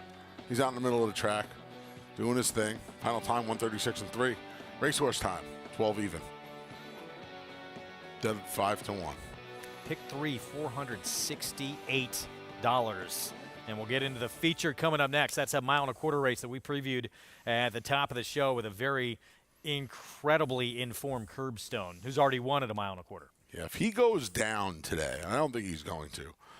This pick 6 could very well carry over. But I don't think he's going down today. All right, back to Oaklawn. And yes, let's make some money in this. I want to make some money in this race because I want to come back. I want to hit this exacta and come back with a cold number at Aqueduct. And it's not the cold number everybody thinks it's going to be. So 3 to 5 Jets of Ginin. Are you trying to make money with the favorite on top? I want to bet 4-1-4-8. I think Italian Justice will benefit from an extra 1/16 of a mile. And I think she's cold as ice, first time off the Riley Mott claim. I think she ran against a little bit better last time. I think she's probably run against a little bit better overall. And I like her dropping into this spot. The speeds in here, it certainly looks like, so it would seem the 3. The 2's not necessarily slow either, but the 3 had some West Coast speed, which is always dangerous. And then the 5, wants to try and go. Yes, exactly. Even Tipsy Gal has a little speed, Broberg, even though she's cutting back. I think she has a little speed. For her, like, back to Tipsy Gal, so the 7, she's at 5-1. I throw out that race at a mile, and she was in the Grade 3 winning colors. I know she didn't run well in that race. For a little bit she did, but just to be in there, she had talent. She won an allowance optional claiming race at Keeneland. She's the back class, along with Jets of Ginin, really, of this field. Yeah. I mean, the last time she sprinted at Oaklawn, she went gate to wire easily. She jogged home. And that was in gate to wire fashion. She went quick early. Her best game is when she's forward. She's at 5-1. I am too, but I think the public sees that her best race is when she's forward and when she's on the lead, and it's almost impossible for her to get loose in here. But there's some speed signed on in here. As we talked about, yeah, certainly the 2, the 3, the 5, they're all quick. Jets at Ginin, not slow. We've just been told now the 1 coming out, Italian Justice. All right. Well, now I'm left to a cold 4-8, buddy. Then my man Riley Mott. You know what's cool? I'll tell you what was cool about the last 20 minutes or so of the show. I waxed poetic about Katie Davis. Maggie had Riley Mott down there. Both second gen. Well, Riley's really third generation. Bill learned from his dad, from Riley's grandfather, obviously. And then, of course, Katie, second generation, as her dad, Robbie, was an excellent rider. But it's really cool to see the next generation and them carrying on the legacies. You know, the Motts, the Davises. It's a lot of fun. And Bill's dad, Robbie, they didn't really have a vehicle like this, to be in the national spotlight with America's Day at the races. So it's cool that and I'm sure Robbie and Bill are happy that Riley and Katie and Dylan and Jackie get to benefit from this, and that, if they had to choose between themselves and their kids, they'd rather have their kids benefit from it than themselves. I mean, Bill gets to do it. I mean, Bill he's as hot as can be right now. Bill's had plenty of national attention lately. One of the all-time great trainers, obviously. Trained Cigar, Hall of Famer. And now, I mean, he's on I don't want to say resurgent because he's never went away, but he is just 2 wins on Breeders' Cup weekend. Wins the Pegasus. Won a Derby Prep at Tampa. He's winning all over the place right now. There have been very few people in my career who have done more for me than Bill Mott. He's my favorite. I said we are not supposed to have favorites. From the time I was a young kid, I don't say little. He has been my favorite trainer, and if you put that, again, proverbial gun to my head, I think he is the greatest horse trainer of all time because he has done it with every single type of horse. That's my answer. When people say who's the best, that's my answer for the best. I think it's William Ivan Mott. And his son here trying to get a win with She's Cold as Ice here. Riley Mott, you heard from him in that interview with Maggie. And he admitted this filly probably wants more ground. But I think there's enough pace for her to come running. See, he's probably right. She probably wants a little bit more ground. But I think there's enough pace to set up for her for a little bit of a collapse for her to pick up some pieces. Because the other part about the speed in here is I don't think it's the most talented bunch of speed. This speed often comes back anyway. So now with a bunch of them in there knocking heads, it gives them all the more reason to come back when they're seeing each other early on. That's my story anyway. Jetsa Jinin, she's 4-5, the 4, the odds-on favorite here. Notch win number 18 in her 37 race career. Moves to a new barn. Robertino Diodoro picked her up last time off that win January 29th. That was in the mud. She'll try and do it one more time here with the meet's leading rider, Christian Torres. Vic Stauffer, the call. Started the pick 4 from Oaklawn. They're at the post.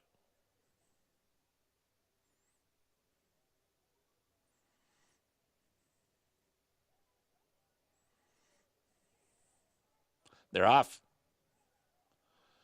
Ariel Jewel, Prince Dreamsis, and Jetsa Jinin show speed. Then to the outside, and Tipsy Gal. She's Cold as Ice is next, then La Morena, and the trailer is So It Would Seem. Jetsa Jinin and Ariel Jewel match strides. Jetsa Jinin ahead in front of Ariel Jewel in second. Then to the outside, and Prince Dreamsis in third. A length and a half to So It Would Seem, who moves through at the rail. Tipsy Gal is fifth and 2 from the front. She's Cold as Ice just outside of her. And the trailer is La Morena, and the leader is Jetsa Jinin, but here's Prince Dreamsis to run alongside, and now these two match strides towards the quarter pole. Jetsa Jinin ahead in front. Prince Dreamsis is second. A Real Jewel now clears into third. She's Cold as Ice is fourth. Not today for Tipsy Gal, top of the stretch. Jetsa Jinin and Prince Dreamsis. They are shoulder to shoulder with a final furlong to run. Jetsa Jinin inside. Prince Dreamsis outside, and they are sprinting away 3 in front of A Real Jewel. Prince Dreamsis. Now Jetsa Jinin is back to second. And Prince Dreamsis is clear, a 16th out, and now she's opening up. Jetsa Jinin will try to hold second over A Real Jewel. Prince Dreamsis in front. Big win for Prince Dreamsis. She won by 6.5 lengths. Jetsa Jinin was second, A Real Jewel third. She's Cold as Ice, finished fourth. Prince Dreamsis, she puts away Jetsa Jinin. She notches just the third win of her career. First on a wet track. It's interesting, went from the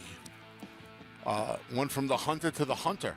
Let Jetsa Jinin take the lead, and Francisco Arrieta smartly stalked Jetsa Jinin and applied the pressure to the favorite today, and it proved to be the right strategy. I never think that's the right strategy to stalk and to press, but it worked today, and she romped.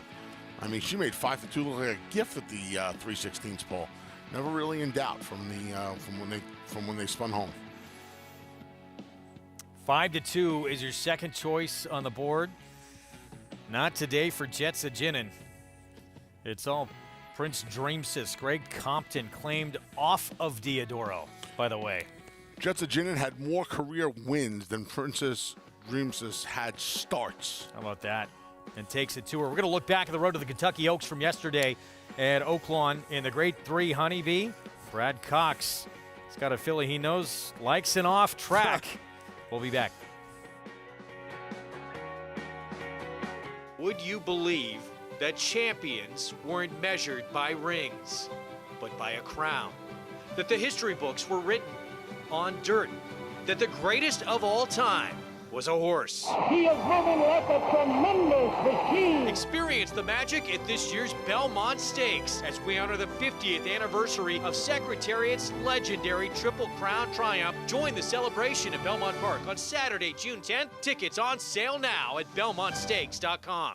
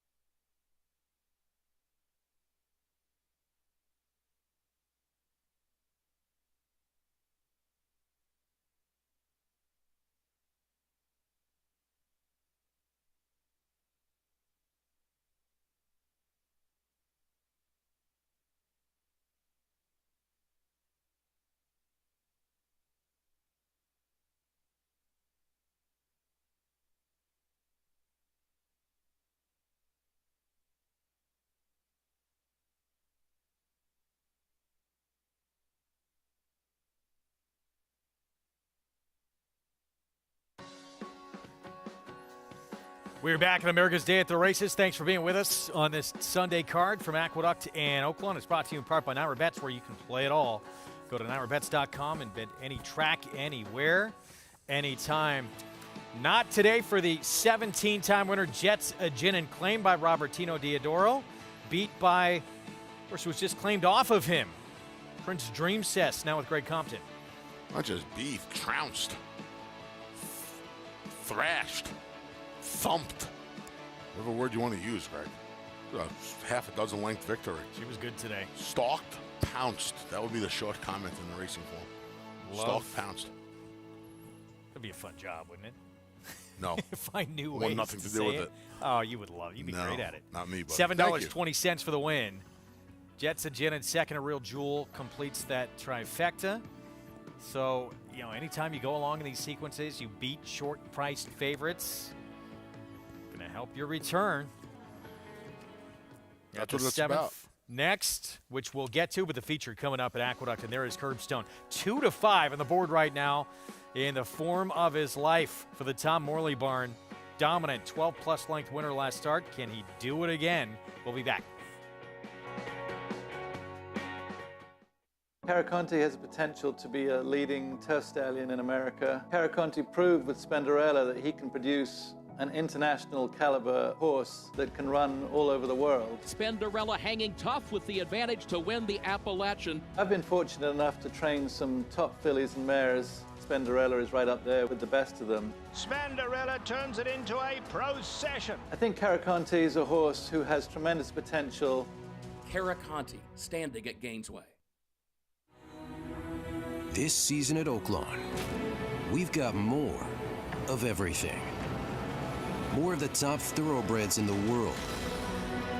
More days of live racing. And the largest purses in our history. All at a completely reimagined Oaklawn. Come be a part of this historic season at Arkansas's only casino resort.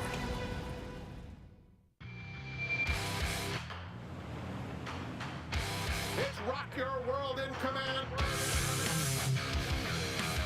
Medina Spirit making no progress.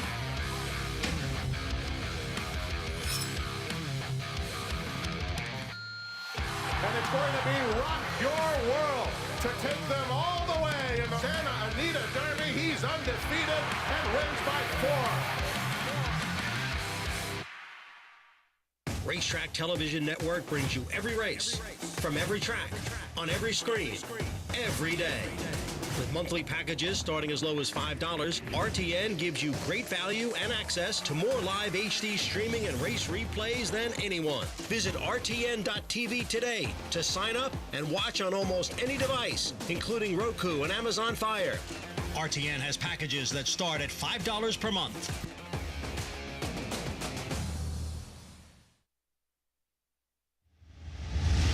Back with you on America's Day of the Races, brought to you in part by Hillendale at Alapa. Got the feature coming up at Aqueduct.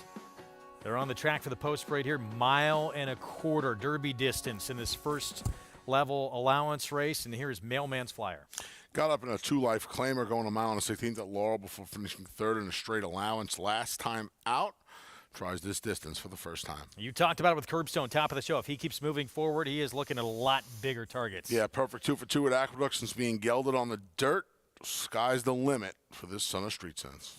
We're going to figure in line with what Repo Rocks did yesterday in his last start. That was at 1 1/8. He's won at 1 1/4. Here's the 4, Timbuktu, Michelle Nevin. Yeah, he'll try 2 turns again. He finished third to Tonal Impact 2 starts back in a starter allowance race here.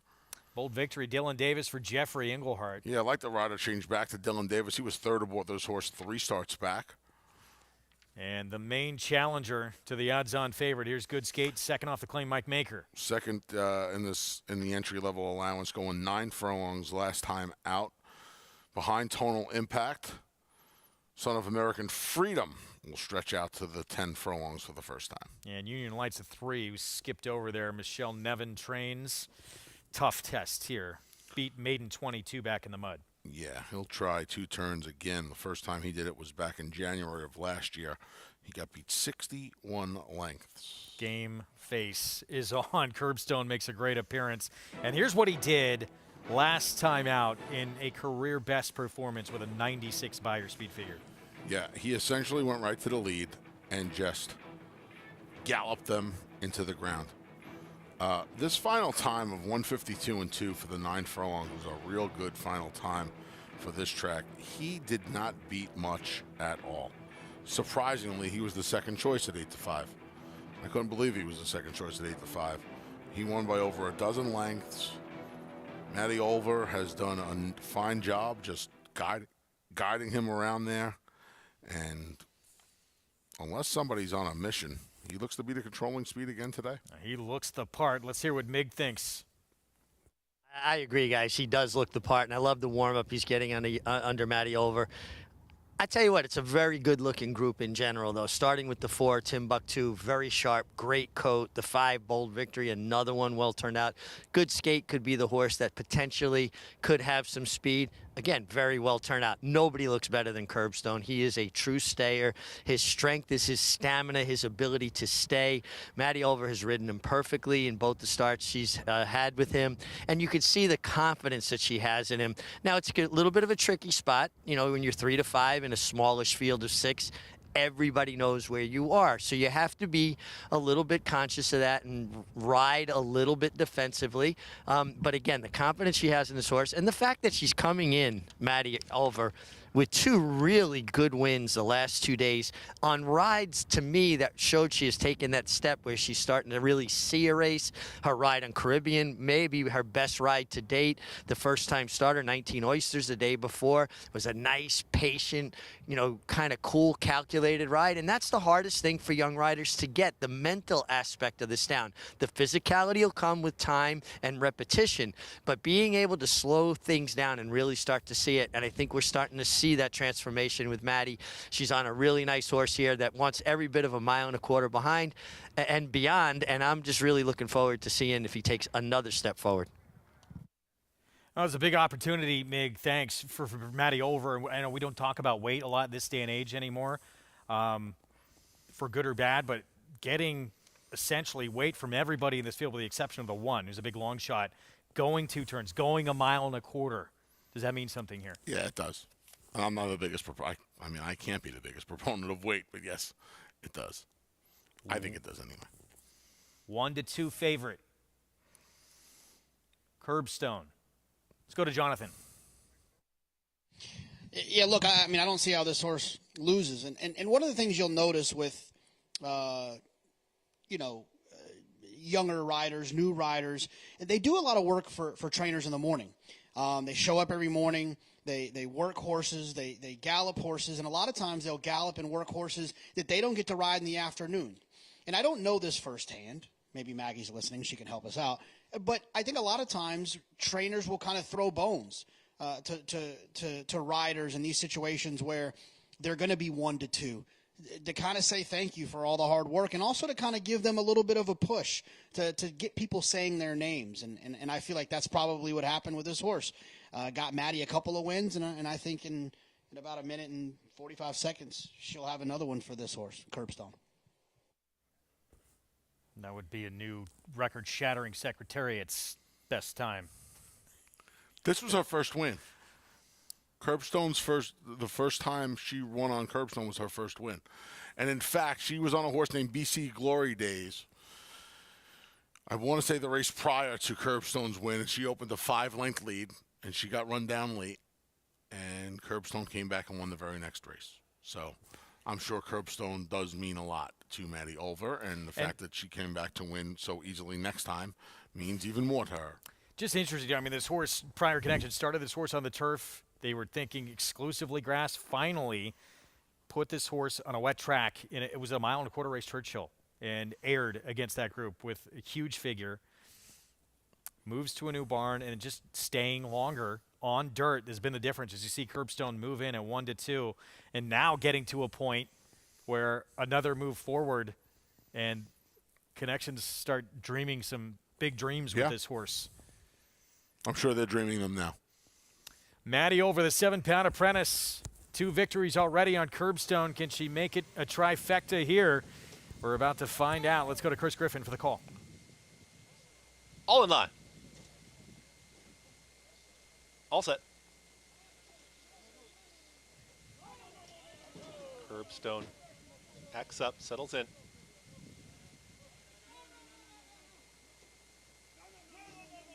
Union Lights a little unsettled. And they're off. Curbstone off a touch slowly. From the outside, Good Skate is asked for speed, and there's Timbuktu, and these two will pass the wire the first time together, and it's a pretty good pace on here as they try to sort themselves out. It's going to be Good Skate is trying to be reined back in by Manny Franco, who will take him into that turn. Right there in second is Timbuktu, then comes Mailman's a Flyer. Following them is Union Lights. Curbstone from off the pace this afternoon is towards the back end of the field here, second to last, with Bold Victory as the trailer. As they work around the turn, Good Skate has got the lead. It's Good Skate who's up by a neck. Now Timbuktu is settled, is stalking this pace setter from second as they work to the backstretch. Mailman's a Flyer is in third. It's followed by Union Lights, who's up on the outside from fourth. Bold Victory out in the center of the racetrack, and now Curbstone, the favorite, is at the back end of the field. It's a quick pace, though, 24.39, and now they went 49.58 for that half-mile time. Good Skate lets that out a notch, and here comes Timbuktu. Curbstone just found a seam, and here comes Madison Ulver and Curbstone. They are now clear in that third spot, 4 off the lead. In behind them is Bold Victory. Losing ground is Union Lights, and Mailman's a Flyer towards the back end of the field as they reach a half-mile left to go. Still there is Good Skate. It's Good Skate who's doing it well enough. Went 1:13.2 for 3/4 of a mile. Here comes Timbuktu, who's ready to challenge up on the outside, and Timbuktu's trying to get closer, but Good Skate's got more. It's Good Skate who's up by 2 lengths now. Timbuktu is all in from second. Curbstone has got to go right now, is in third, 4.5 off the leaders. Mailman's a Flyer starts to rally on as well. Good Skate trying to take him all the way, hugs the rail, and at the top of the stretch, Good Skate is still in front. It's Good Skate who's up by 3. Curbstone is well in the clear and has every shot to catch this pace setter with a furlong left to go. Good Skate still has a 5-length cushion. Curbstone is chasing, getting closer, a 16th to go. Running out of time is Curbstone because Good Skate will take them all the way. Good Skate with the victory over Curbstone. Then came Timbuktu, and Mailman's a Flyer in 2 minutes, 4.33 seconds. Good Skate, Mike Maker, Manny Franco with an upset here at 5-2. When the gate opened, Curbstone kind of jumped a little at the start. And you can say that you can't lose a mile and a quarter race at the starting gate. I am going to use this as Exhibit A and say you absolutely positively can, because Curbstone's day was kind of over at the start. Good Skate was the aggressor. Manny Franco did a great job. Timbuktu had designs on pressing, and Manny Franco said, I'm going to go fast, because 24-1 going a mile and a quarter is pretty fast, especially around these parts. And Manny asserted himself. He got to the inside. He crossed and cleared. He got to the inside. Timbuktu, he forced Jose Lezcano to go out and around, and he was going to be the aggressor today. There was really nothing that could be done after that. Curbstone was just left with way too much to do. And Good Skate was able to take advantage of the misfortune of Curbstone today and turn it into a gate-to-wire victory. We're going to see the start here, Greg. Post 2. Right there. That's all it takes. And you see Manny on his belly, quarter horsing out of there, making sure he was going to get there. And, you know, it's different from the mile and an eighth start. The mile and an eighth start, you don't have that much ground from the start to the first turn. The mile and a quarter start, you're starting at the eighth pole. There's a lot more time from the sixth hole to cross and clear. Still, and he used it. After that, don't you want to see more aggression from the rider to get this horse into the mix?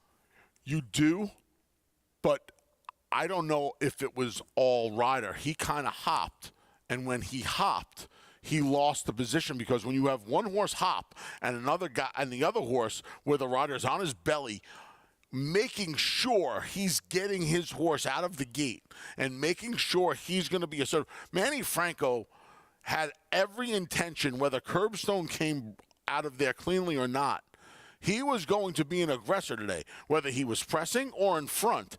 Good Skate was going to be forward today. Big upset here, beating a 2-5 favorite. It's Good Skate. Mike Maker, Jordan Wyckoff, Manny Franco meets leading rider. Give him another one. Nightcap still to come. We'll be back with prices right after this.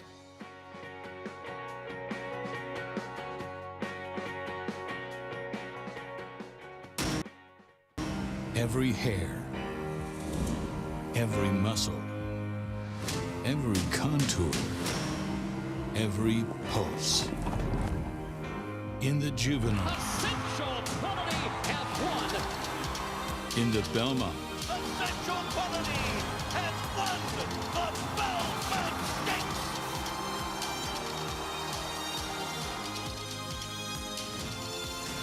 well named.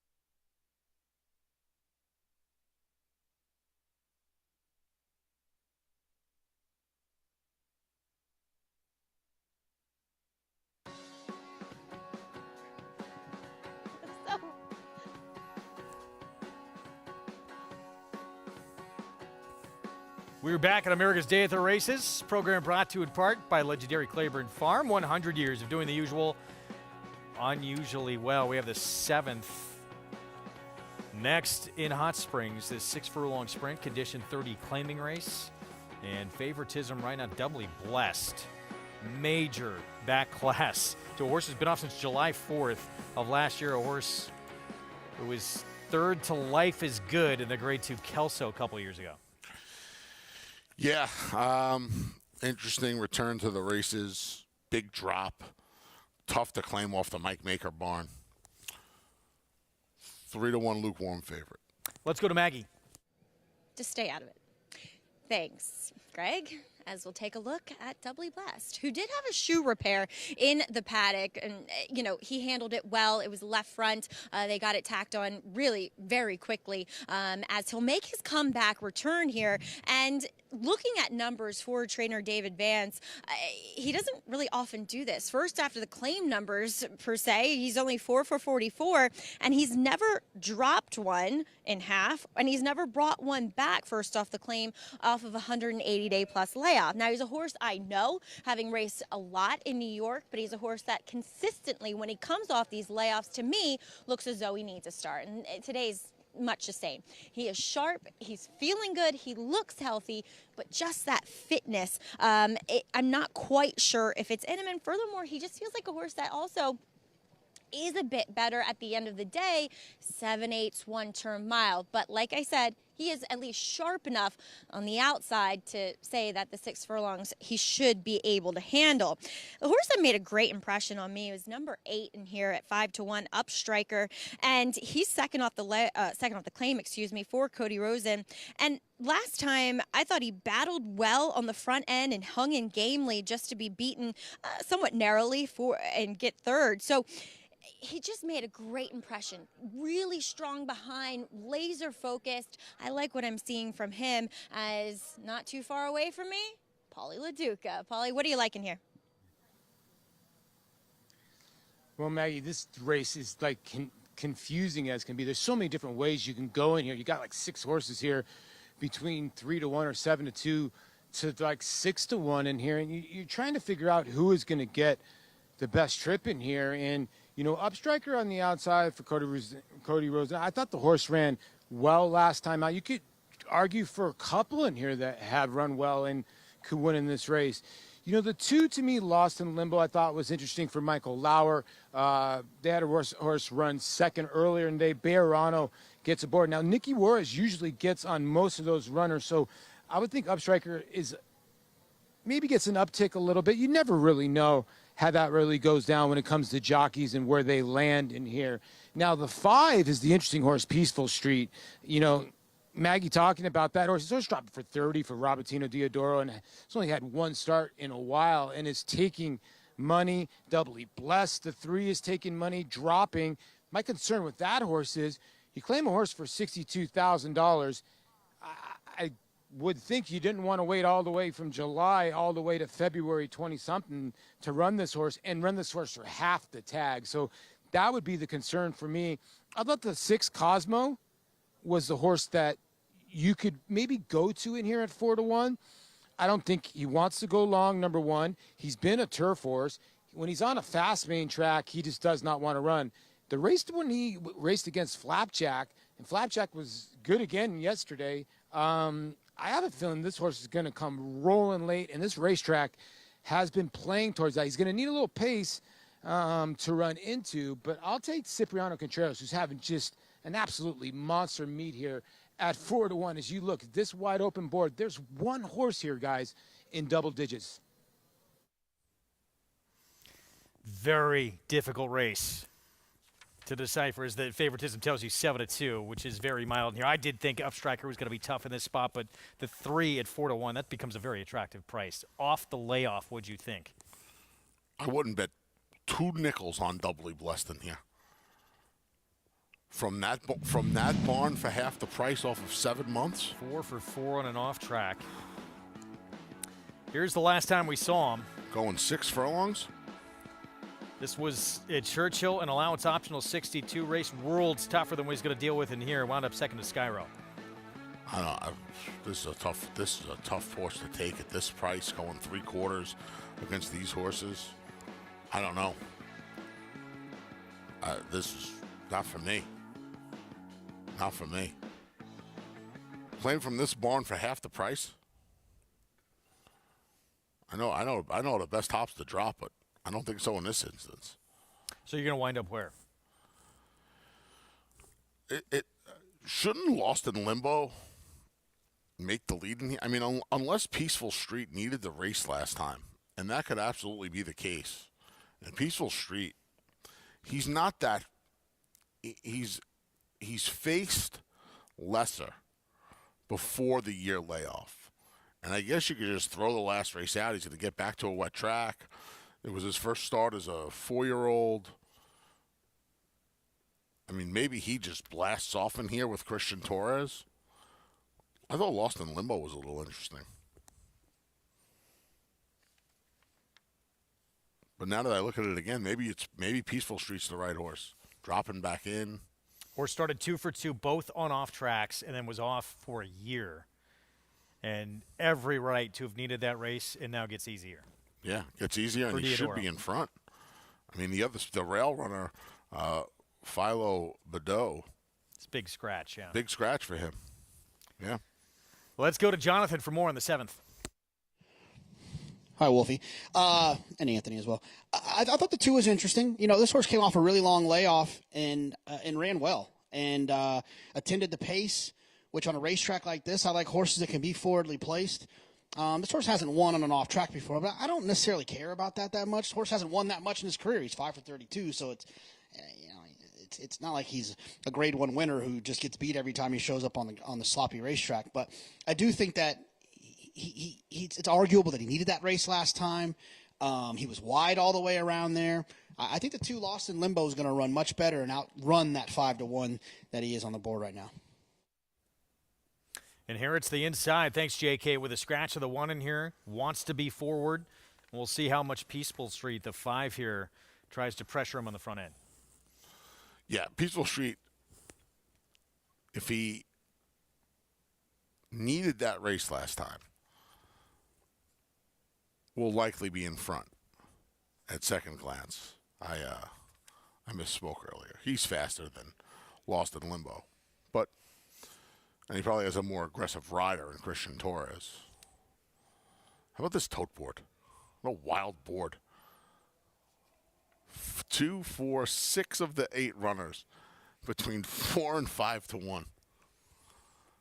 It's a wild board, man. Tells you it's a great wagering race here. It's up Striker slightly and now moves back to the 3 Doubly Blessed, the back class of the field, who's the favorite. But up Striker, back-to-back races. This horse has put together pretty strong figures in here, and we'll see if this one can move forward today. 5-year-old for Cody Rosen. Nick Juarez rides, who probably not going to be in front, can sit just right off of the 2 and the 5. There are horses in here. You see, like, to me, half of the horses that are these prices, you couldn't get me to bet Doubly Blessed, Cosmo, or UVC if you handed me the money. I wouldn't bet the 3, 6, or 7 of the horses they're betting. And I probably wouldn't bet up Striker. What don't you like about the 6 Cosmo? He's never won on the dirt. He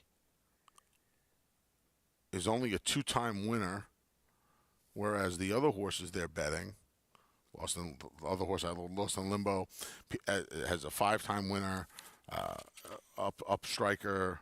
Well, the majority really of Cosmo starts have come on grass. And yeah. He's won on grass. He's never won on dirt. He's run on the west coast of Del Mar against some tough competition. I thought this horse had ability. I thought he was a player in here. Cutting back, I think he put a line through that last race. He doesn't want to do a mile. Give me the 2 or the 5. You'd have the rest of them. Wow, Peaceful Street becomes the favorite here at 7-2. Drop down in class, Diodoro. See if he's even sharper out of the gate this time around. Second off the long layoff. He's been good on off tracks. Vic Stauffer, good luck in these conditions. I like the other camera shot a whole lot better. We're going to give this a shot.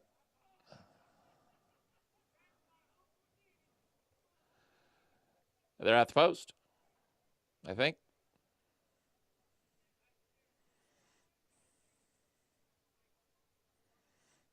They're off.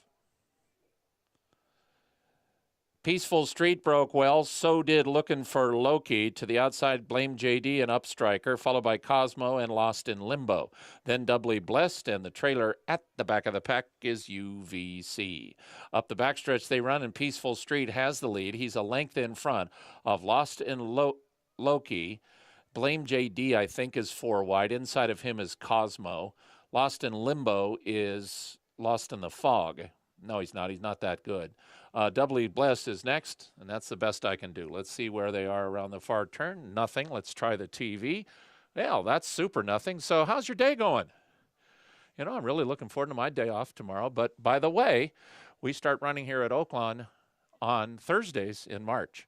Hey, here they are. Peaceful Street has the lead. Between Horses is Upstriker. Lost in Loki is Looking for Loki. To the outside, Blame JD's got a chance. And even Lost in Limbo, who's coming on in the center. Peaceful Street, Lost in Limbo. Looks like it's one of these two. Peaceful Street, Lost in Limbo. Peaceful Street, Lost in Limbo. Late run, UVC. Peaceful Street, UVC on the money. He beat Peaceful Street. Cosmo might have been third. UVC, Ricardo Santana Jr. for Carl DeVille. 3 for 14 now. This horse did not show a lot last time out. That was a tougher group. Gets a little class relief, and he was loving this off going. Look at him finish there widest of everybody. He really didn't like the off track in the 2 prior times he had tried it, but today he took a liking to it. We didn't get any frack. I mean, it's impossible to know what's going on a racetrack like this. We actually had the best angle of all when we had that far turn view. We were able to see the accordion, everybody chasing Peaceful Street around there. It looks like 752, perhaps. Looks like it.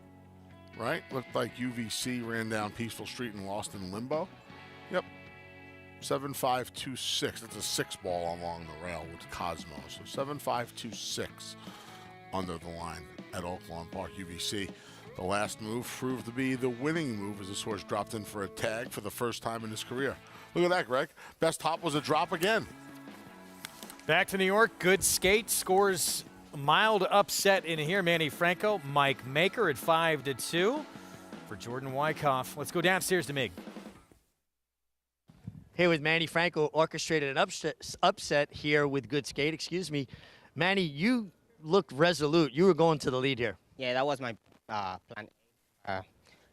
I rode him last time, and he break a step slow, and then the pace was low, and he was pulling me so hard. I don't think he want to be behind horses. So today I decided to warm him up good and be aggressive out of there, and that's what I did, and we get it done.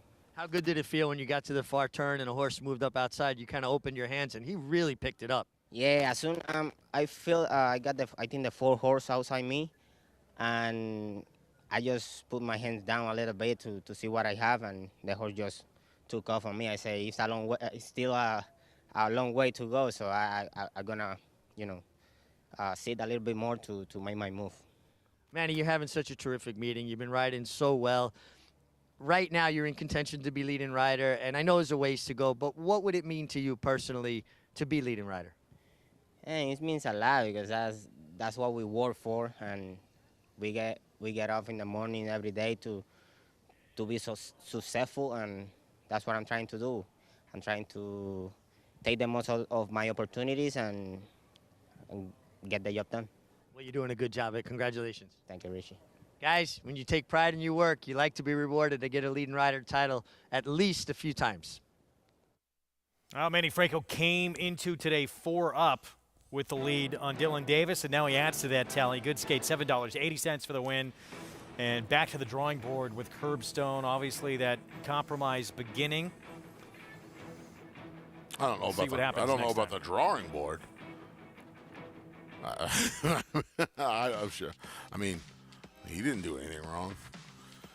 What did he? So there was almost three. There was $3,300, $3,250 shy of $300,000 in the pick 5 pool. Wow. Nightcap coming up.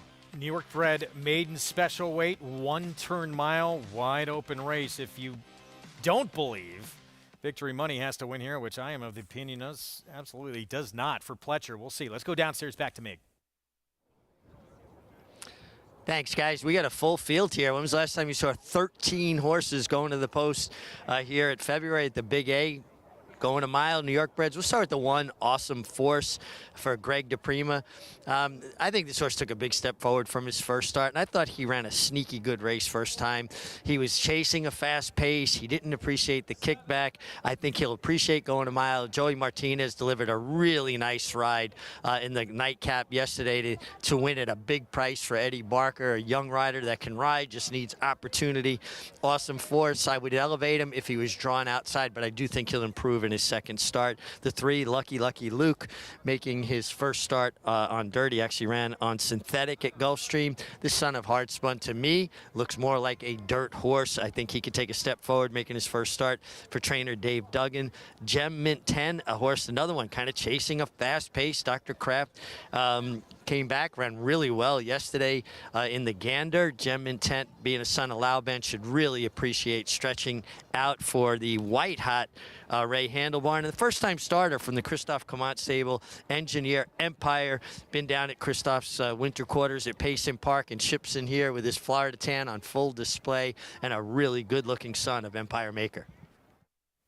Riders up. Here comes our post parade. Look at Manny Franco looking to take this late double. He's on a first-time starter in this nightcap. Here's Awesome Force from the inside. Yeah, stretches out after trying 6.5 furlongs in the mud over a seal track first time out. Son of Always Dreaming should not mind the added distance. Former Derby winner, of course, for Pletcher. More Than a Feeling.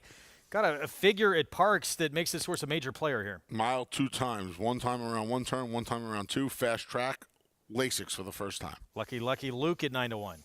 Cuts back to one turn. Tries State Breds and the dirt for the first time. Son of Hardspun. Gem Mint 10 went by, was favored first out at this level. Here's Tunnel Vision. Stretches out to a mile. Makes his first start off the Mike Maker Claim for Roddy Valenti. Jackie Davis here on the 6. First time Lasix for the Son of Destin. Speed going a mile first time out for Ammon, David Donk the 7. 1 of 2 for Dave Donk. This one showed speed, like you said, for the tag. Now try special weight. Here's Manny Franco. Son of Empire Maker ships up from Florida. First time against State Breds for Christophe Clement. Todd Pletcher, Rapoli Stable, Victory Money. Big key race for the Son of Constitution, who gets Lasix and stretches out for his second start. A tough race is coming out of, too, against Mariachi. Volker, I can't even say it. Volker Rules. Thank you, David Donk. Stretches out and jumps up in class. This horse had a huge gallop out first time. Chris Griffin will do better than I could. Dudley Dickerson, interesting, I thought, as well. Was in a tough spot last against Maker's Candy. Yep, third last time out behind the winner of the Gander yesterday, who was disqualified wrongfully. 11-1 on, here's the 12-1 winner. Frankie Pennington, Michelle Nevin, New Gelding. Yep, ultimate equipment change, first start since being gelded. And Scaramanga, I thought, in with a big shot here. 2 sprints, now stretching out and blinkers on. Shipped up from Florida, took all the money last time at 9-5, didn't run 2 steps. Gets a pair of blinkers, and we see if he can break better. 3, 4, 9, 11, 13, covered in the pick 6. 9 covered multiple times. The rest of the field results in a carryover over $33,000. There's a few that could legitimately result in this carrying. Let's go to Jonathan for more on the nightcap. Wolfie, I said the Forge name over and over again to see if it was like one of those names that if you said it fast, it like was something else, but I couldn't figure it out. Gem Mint 10. Okay. I'm sure if Andy was there, he would make fun of me. It's probably some poem I've never heard of. But I think this horse is interesting. This horse got hooked in a pace last time, a fast pace. First time start, muddy racetrack. Took a little bit of money that day. I talked about it earlier. When horses first time out, it didn't work out in that race with Aperol Spritz, but when a horse takes money first time out, like I said, there's got to be something there. Something has been shown in the morning to get people, the barn, the owners, the people that are annoying like me that ask the trainers how the horse is going to run. They get good information. The horse ends up getting bet a little bit, and I just feel like there's probably a little bit of talent here, and I look forward to watching this horse run, stretching out from the 6.5 to the mile. Obviously, the Clement first-time starter, Todd, both of those horses appear to look live in here. I think the 4 is a little bit sneaky. Jonathan, thanks. That is a lot of money on this Pletcher second-time starter. Obviously, it's Todd Pletcher. It's Mike Rapoli. You get Dylan as well. Mariachi is talented, who came out of that race too. And, had some problems out of the gate in that race. But then kind of got the best of it trip-wise. Yeah, I mean, second-place finisher came back to win the New York Stallion Series the next time out. I know quite a few horses have performed well out of the race. There's way too much going on in here to take this price. Right? I mean, for me anyway. Just way too much going on. Let's go to Mig.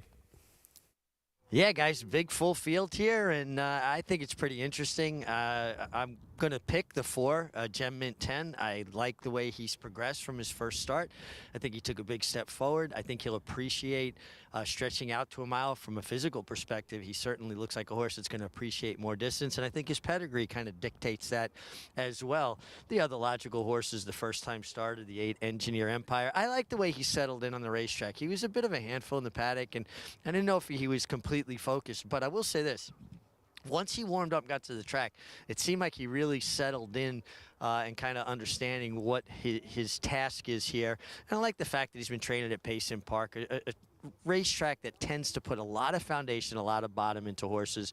The 9 Victory Money, listen, he's a favorite, and I understand completely why. He ran well first time, and it comes out of a pretty fast race, got a good figure. I'm not 100% sold on the mile, but I'm not going to be surprised when he wins. I just think that I prefer the 9-2 on the 4 Gem Mint 10 than I do the 3-2 of Victory Money. Yeah, Gem Mint 10, back to the 4, who JK was talking about as well. Look, a couple have shown speed in here, but shown speed going longer. This horse showed sprint speed first time out, took all that money, was bet down to favoritism in that debut, and now stretches out. We'll see if this horse can, with Katie Davis, can take it to him early. Yeah, I'm curious to see what Katie does here. If she gets the, if this horse gets the, what's the name of the horse that won the 7th race? There's the 4, by the way, just leaving the screen. Daddy Knows. Does Gem Mint 10 get the Daddy Knows treatment right to the lead, or does Katie try to let some of the other speed go before? I'm going to tell you what. I'm going to say something here that I'm going to get mocked for. The number 10, Volker Rules, had a gallop out, and this is not something that I usually subscribe to. This horse was flying at the end of the maiden claiming race first time out. Flying. He had a lot of energy left. He didn't run much during the race. Didn't run much. The source is 65-1, 62-1. If you're playing tries and supers, and I actually dabbled in some tries and supers in here, I use this horse. Meanwhile, we'll see. We talk about the 4 with that pace. The 13 was quick in the debut and then did not get away good at all last time out. Adds blinkers. We'll see how aggressive Cancel is from that far outside post in here, but that is a horse with some speed. That was cute. See how aggressive Cancel is. I'm going to have a salad tonight. 10-1. Do you care? So you're playing tries and supers. How are you going to play it? I used the 4 on top. I used the 10 in the second, third, and fourth spots, and some the second and third spots, and some triples. I didn't play supers. I probably should have, but I didn't want to. I didn't want to dabble in supers. If it comes 4-10, I'll be very happy. 6-5 favorite. Victory Money. Start number 2. If it comes 10-4, you might do the rest of the show yourself. You wouldn't leave me. I would never leave you. I know it. You know Fletcher with the 1 to beat with Dylan Davis. Let's go to Chris Griffin for the call. All in line. All set.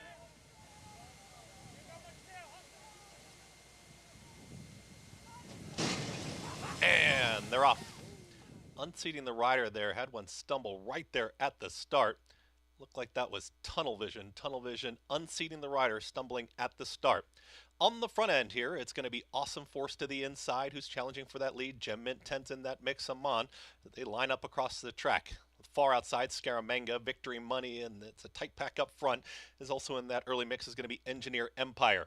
Towards the back end of the field here, as there's A lot of separation. Wanna Winna starts back end with In My Shadow, Dudley Dickerson, Volker Rules, and Lucky Lucky Luke. And the loose horses, Tunnel Vision at the back of the pack.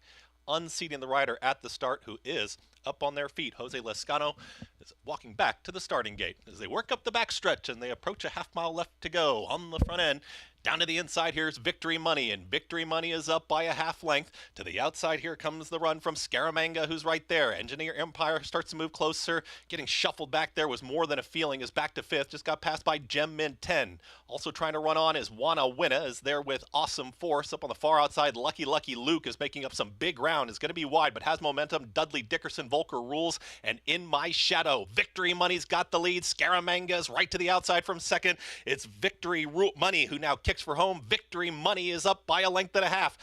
Victory Money is still well clear. Up on the outside, Wanna Winna's trying to run on. Gem Mint 10's now in the clear. Lucky Lucky Luke with that sustained rally. Also battling on is Engineer Empire, trying to rally on down towards the inside is More Than a Feeling. Victory Money is still there. Is a little tired up front. Here comes a last-second pusher from Wanna Winna, Lucky Lucky Luke, but Victory Money does enough. Victory Money holds on, gets the victory over Wanna Winna, Lucky Lucky Luke, and More Than a Feeling in 1 minute 39.75 seconds. 6-5 favorite in the end. Todd Pletcher, Dylan Davis, Rapoli Stable with Victory Money. We all tried getting cute, finding different ways to go in here, trying to, there's a lot going on, dissect this race, turn it on its head. Dylan Davis put Victory Money on the lead and said, see you later, boys and girls. Thanks for coming out to the Big A this weekend. We'll see you on Friday. And this was as easy a win in a 13-horse field as you're going to see anywhere in the country today. Right or wrong? Sound like Nick Zito right now. Right or wrong? Right to the lead. And just bottom this field out. This was a very sharp ride because there looked like there were 4 or 5 different horses that could have been part of this pace. And Dylan was just having none of it. Absolutely having none of it. The 5 dropped the rider early on in here. 7 was pulled up, by the way. We'll try and get you an update on those two. Vargas, Jose Lescano on the 5. You heard Chris say that Jose was walking back to the gate on his own power. That's always a good thing. 9-12-3-2. So you got the favorite home, but you got all double digits behind and multiple pick 6 tickets. So the pick 6 is hit, despite some middling prices throughout the sequence this afternoon. Meets leading rider, wins the feature. Man chasing him, Dylan Davis, takes the nightcap to stay within striking range. As you said, 9-12-3-2, 6-5 favorite to close out the card at Aqueduct. More coming up from Oaklawn when we come back.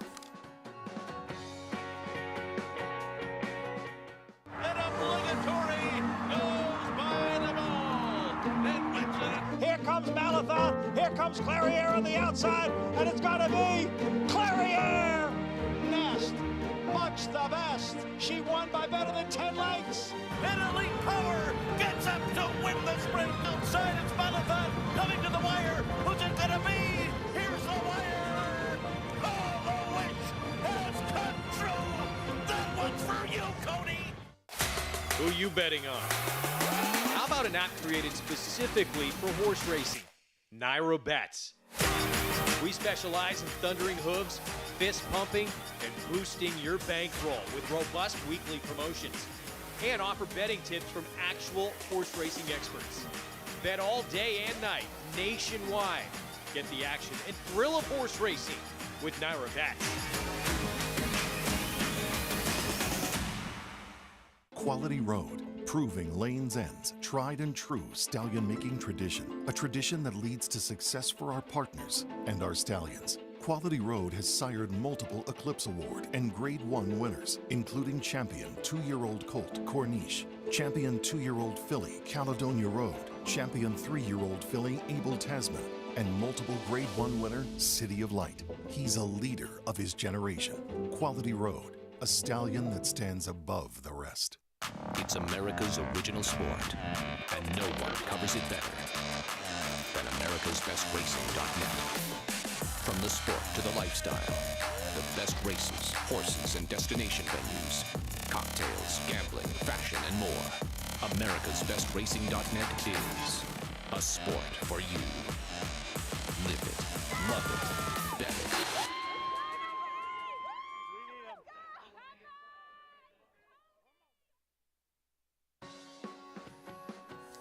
Back on America's Day of the Races on our FS1 coverage. Each time we keep coming back to Hot Springs, that visibility becomes a little less and less. Tough conditions for a track announcer, Vic Stauffer, faced with trying to call this action.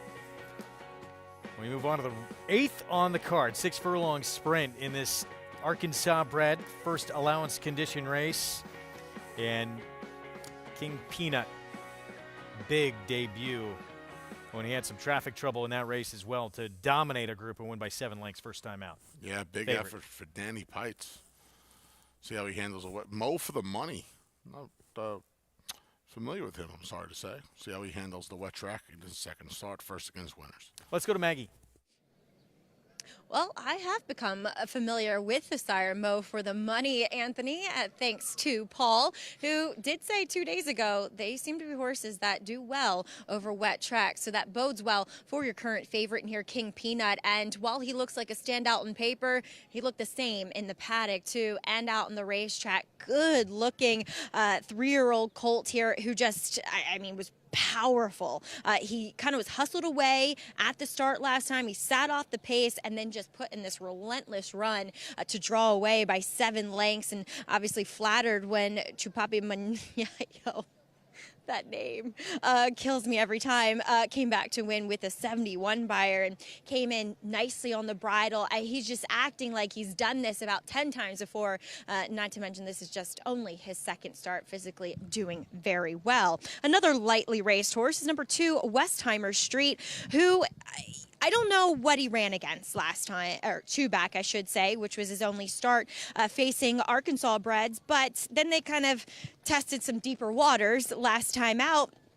And looking at him, he's a good-looking guy, very healthy, really well-rounded individual, and obviously he's one that has shown that he can handle the wet going. He looks very good in his 3rd career start, as well as we'll move on to one that's had some chances.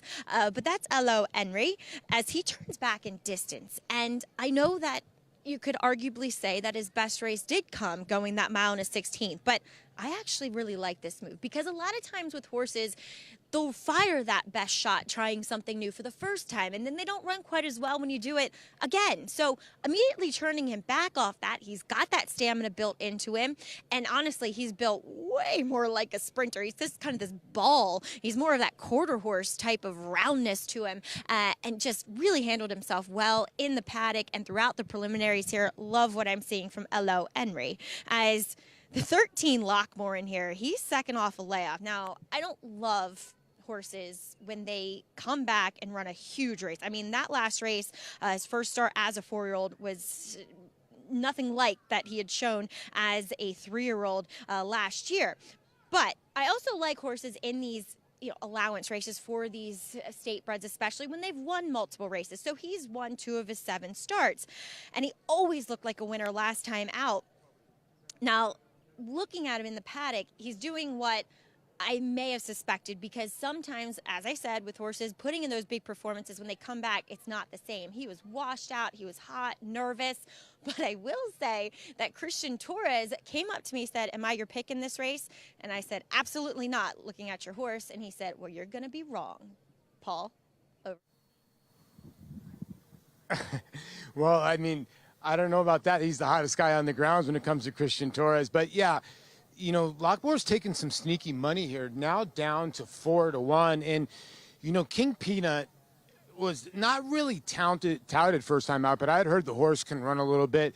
And I just loved the professionalism, the way he did it. He broke, with the pack, sort of laid behind. He was kind of in between horses. Wolfie mentioned it wasn't that bad of a steady, but he had to steady a tiny bit out of there. And then he just swung 4 wide. And he just exploded. He distanced himself. And, Maggie mentioned you see these Mo for the monies, and this horse has a storm and a half mare. So there is pedigree for mud on both sides. And I've been saying this long. I've seen 7 to 8 of Mo for these monies run in the mud and run well. So I can understand a horse at 3-2. Now, do you want to take a horse at 3-2 off a 1-number race when you have other horses in here that are multiple winners? I agree with all the horses that Maggie mentioned. The 9, I think, has got a shot. The 13. The 7's the confusing horse. Why is that horse? 18-1. You know, this horse went a mile and a 16th last time. You look at this horse's sprint races, they're not bad. The horse is 1 for 3 with a third over a wet surface. You're getting Broberg, and Ramsey Zimmerman gave an unbelievable ride up the rail earlier. I mean, I don't know if this horse can win, but how in the heck is this horse 18-1? I mean, I know there's a lot of money on the 6, and I do think the 6 is a nice Archie bred. But what I have realized, too, sometimes these Archie breds, it's tough for them to repeat, although I do think the 6 does have the quality. But I'll tell you right now, the 7 is my throw-in horse at 18-1 here. Should not be that price. I'm with you, Paul. That's a crazy price. I thought Amazing Wisdom was a major play, but maybe the next likeliest winner aside from the 6 and 13 in here. And I'll quickly just throw another one in here. I know you did it against a lot easier, but he earned a figure Thorograph-wise comparable to King Peanut. Re-up, who's 37-1 right now, the 5. I got a big one for you, too, after we wrap things up here at the Big A for the week. Favorite closes it out in New York Victory Money. Tad Pletcher, Rapoli Stable, Dylan Davis. Felt they had the best horse in the race. They put him on the front end, and he wins and pays $460. Let's go downstairs to Mig on what happened in the race. Yeah, hey guys, a lot going on in the last race. Just a couple things to report. We'll start with this, the 7-horse Amen was pulled up on the backstretch by Jorge Vargas. The good news is he did walk onto the horse ambulance under his own power. We'll try to get an update and see, you know, if we can find out exactly what took place and why he was pulled up. And really happy to report that Jose Lascano on the 5 Tunnel Vision did get up, got in the ambulance on his own power, walked out here. I asked him if he was okay. He said he was fine. Really fell hard and forward onto his head. I didn't like the way it looked, but thankfully he's okay. And Tunnel Vision was apprehended by our outrider. Really nice catch after the wire and seemed no worse for the wear. Good news there. Jose Lascano having a terrific meet. And good to hear that the horse is okay as well. This late Pig 5 follow along over $6,300 with some big numbers early on. I had one. The only favorite to win in this sequence, Victory Money. I had one. I missed Curbstone. That would have been a good. And you know what? With Curbstone, it probably still would have paid $2,000 because the second choice won the race. That All right, stinks. back to Oaklawn. Oh, I got my bomb for you. All right, talk to us. Top Road Rules. How's this horse 20-1? The number 12. I know he's never won sprinting, but he's finished third 3 times. He's finished second 3 times at the distance. Right? Trainer John Prather ran him a mile and a 16th off the melee off last time. He showed speed as the 5-2 favorite against the same bunch of horses, and he got tired on the turn. So now he cuts back from the mile and a 16th to the 6. His lone win came on a wet track. He gets Isaac Castillo, and he's 20-1. Yeah, that's way too big a price. And you look back further deeper in his past performances, he was second to the really talented Archie bred named Garhole, sprinting, by the way. His recent numbers, though, they were pretty slow, but he should not be 19-1. Let's go to Jonathan for more. Okay. I mean, I wish someone would have told me Anthony was going to talk about a 20-1 shot before you threw it to me to talk about a 3-2 shot. So this is a little bit awkward. Yep. I'm going to stick with the 6. I think this horse ran well last time. And had some trouble. Seems to be training well since the last start. I'm having a hard time getting away from this horse. So, I mean, use Anthony's 20-1 shot as well. Make sure that you use that horse with this one. But the only other horse I could even get a little bit excited about would be the 10 Goodnight Archie, who has some okay numbers in some back races, which I think you could probably try to mix this one in a little bit. So what we'll do is I'm going to officially pick the 6, and then I'm going to challenge Anthony to a head-to-head with I'll use the 10, and he can use his long shot. What do you say? Okay, we know what your next shirt design is anyway. Yeah. Chalkboards. Is he doing chalkboard? Wow. Oof. Wow. I already lost man. That's rough, brother. I already lost a cigar to Sarah El Badwi this morning on Talking Horses. Viridia ran about as slowly as I do today. So 7-5 favorite. Look, King Peanut. There's a lot to like with this horse, but as Paul said, with these Arkansas bred runners, you don't see a lot of consistency in them backing it up start after start. We'll see if he can. Yeah, and then he ran against 2-year-olds. He went on New Year's Eve. So he ran against straight 2-year-olds, and now he's trying older horses for the first time. They do that early and often down there, and it's fine. And it might not matter because, like Jonathan said, his effort was very impressive. He ran a fast fig. Especially for a 2-year-old race, he was visually impressive. There was a lot to like there. Vic Stauffer with the 8th from Oaklawn. Road rules. Last to load, Lockmore.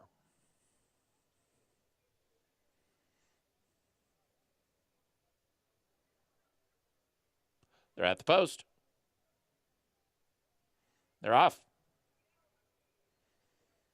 Mo Choctaw broke very well. So did King Peanut and Westheimer Street. Aloe Henry and in the center, Top Road Rules. Then comes Mahomey, followed by Lockmore and Amazing Wisdom.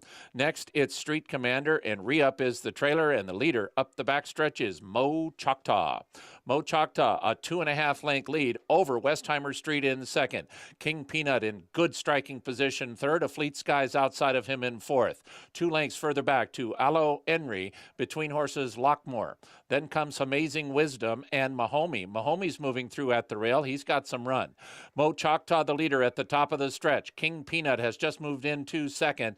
Then comes Westheimer Street at the rail. Aloe Henry. Mahomey continues to advance. Top of the stretch. Mo Choctaw leads. He's got a 2-length lead. Stretch runners are coming. One of them is King Peanut. One of them is Mahomey. And in the center of the racetrack is a Fleet Sky. Also in with a good chance is Lockmore. Mahomey and Lockmore. Now these two. Mahomey inside. Lockmore outside. Mahomey and Lockmore. Mahomey in front. Mahomey beat Lockmore. King Peanut was third. Close for fourth between a Fleet Sky and Mo Choctaw. 4:13.6. Mahomey outduels Lockmore for the victory here. 2 wins now and off tracks for this horse. Yeah, Mahomey actually never missed a board on wet tracks. It was about 9 months, about 11 months, 10.5 months between drinks for this son of Runaway and Hyde, who gets the job done here at 9-1. Christian Torres was almost right in his warning to Maggie, but Mahomey got in his way today. Right up there, looked like he had every chance. He had a roll right on by on the outside on the 13. The meets leading rider Christian Torres, but cannot outfinish this 5-year-old for Randy Morse. That one, Gonzalez. Mahomey, 3rd win in 11 career starts, as you said, at 9-1. Yeah, they were fanned out across the track turning for home. They were like 9 deep. These Arkansas breds really have a tough time sorting themselves out. Pack animals. No better than 3rd for Peanut. Never really a serious threat here. King Peanut. Yeah, he had I don't know. He was kind of in the mix the whole way. It's so tough for these horses to go from straight 2-year-olds to older horses. He was in a scrum there the whole time. Yeah, wet Mahomey track. was a multiple winner. Yeah. Tough. That's a tough road to hoe for them, Greg. They do it, like I said, they do it then at Westheimer Street was a 3-year-old trying older. He was, I thought there was one other one in here. I can't seem to find him right now. Your winner, picture time for Mahomey. For Randy Morse. We'll be back when we return. The story of the early dominance and the next generation of African-American riders making their imprint on this sport. Stay with us.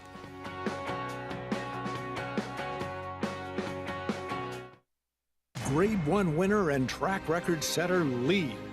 Like their sire, his runners have excelled on both dirt and turf, including these standout performers. Poppy Flower is kicking in. Poppy Flower with the momentum. Nagarok, they come on for the finish, and it is going to be Nagarok. Out of a Galileo mare, this dual surface star has sired juvenile stakes winners on both dirt and turf. Lee, standing at Claiborne Farm.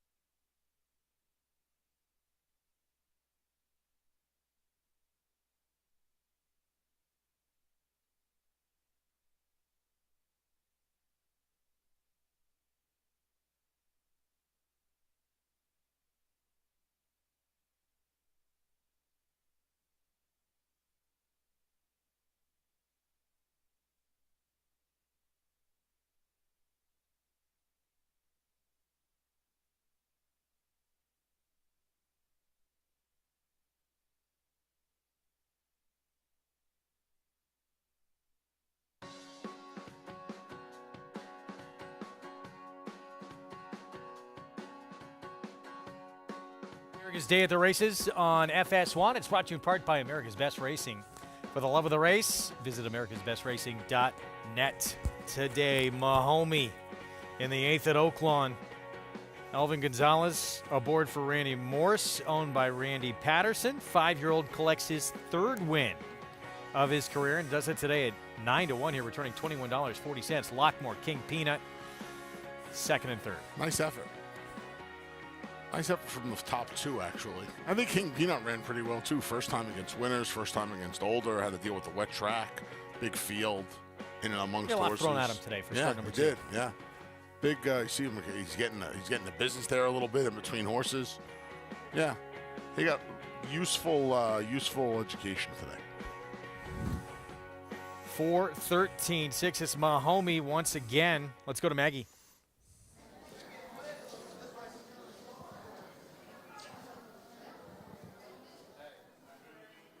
You know, it doesn't matter what state they were bred in, $100,000 plus pot, they all look good. Absolutely, money's money.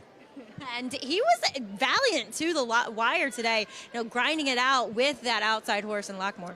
Yeah, this horse really don't like it on the inside of horses, so when we drew inside, I thought it would be tough, but the kid gave him a really good ride.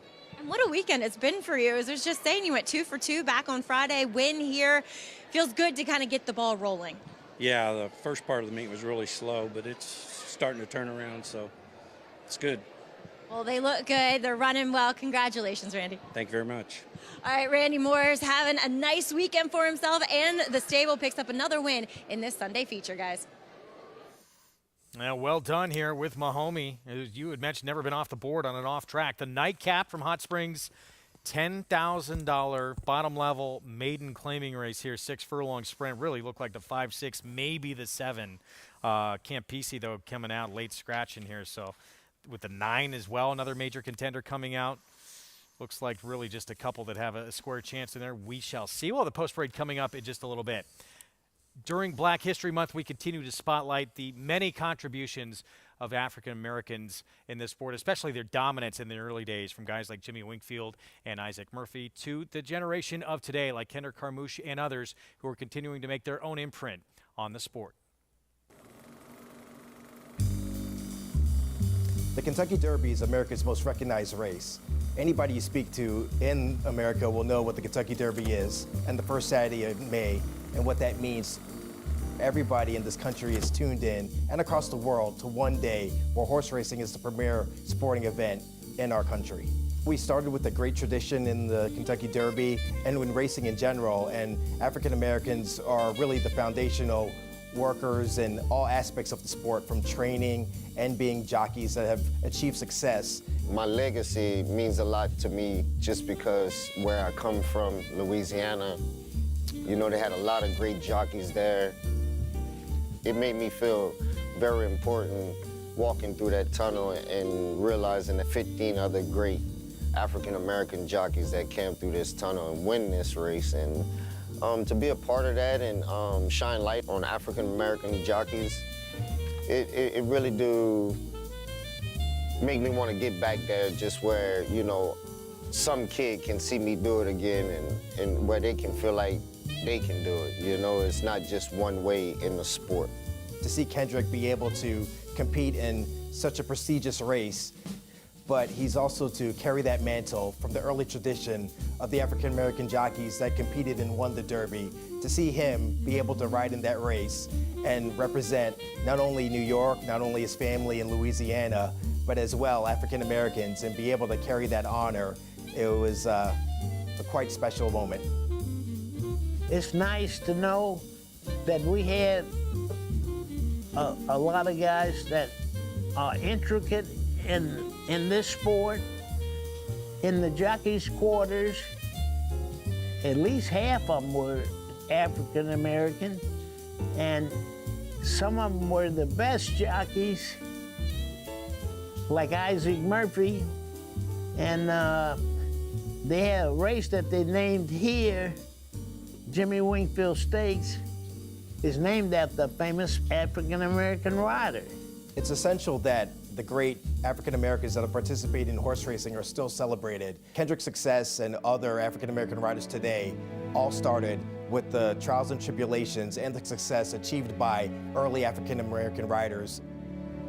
For me in my career, it would be West Virginia, Charlestown, Classic, Jeff Ronco, Researcher. That's when I knew I could ride.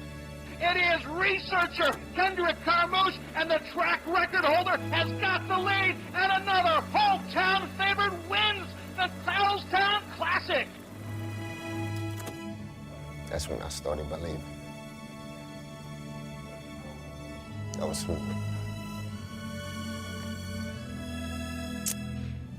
That was a good moment.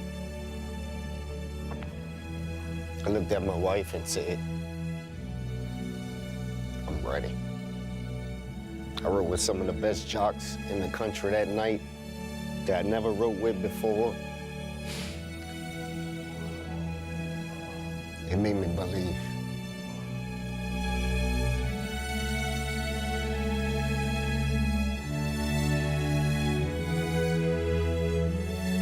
Quite a journey for Kendrick Carmouche. Paid his dues at Parks, where he was so dominant for so many years. He's become a Grade 1 winner. He's won multiple titles here in New York, proving that he belongs and he's one of the best on this circuit. Yeah, looking forward to seeing Kendrick come back this weekend. And he has proven that I don't think, especially at Parks, I don't think anybody ever saw color when it came to Kendrick. But certainly now on a national level, I think he's played a huge role in breaking that barrier. And I think he should be, if he's not, he's a very humble guy. I think he should be very proud. Even he does not come off as humble all the time. He should be very proud in knowing that he's played a very big role in that. Man who can't, if you run into him, you cannot help but smile. He brightens your day if you come across him, Kendrick Carmouche. And, yeah, he'll be back very soon, and we're looking forward to him from that slight injury he was out for a little bit. We're going to talk Road to the Kentucky Oaks when we come back. Wet paint. She's had 3 wet racetracks she's dealt with when she's been on the main track, and they've all been victories. She looked even better doing it in the Grade 3 Honeybee than she did in the 2 prior starts for Brad Cox. He has a true Oaks contender. And he's still got to find out what you can do on a fast track. We'll look back to yesterday when we come back.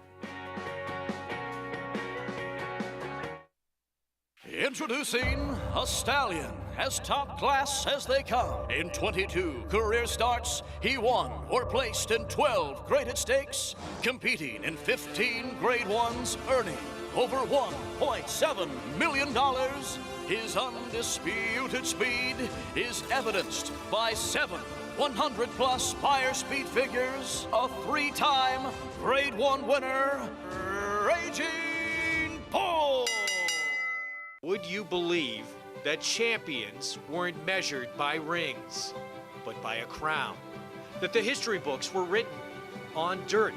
That the greatest of all time was a horse? He is moving like a tremendous machine. Experience the magic at this year's Belmont Stakes as we honor the 50th anniversary of Secretariat's legendary Triple Crown triumph. Join the celebration at Belmont Park on Saturday, June 10th. Tickets on sale now at BelmontStakes.com.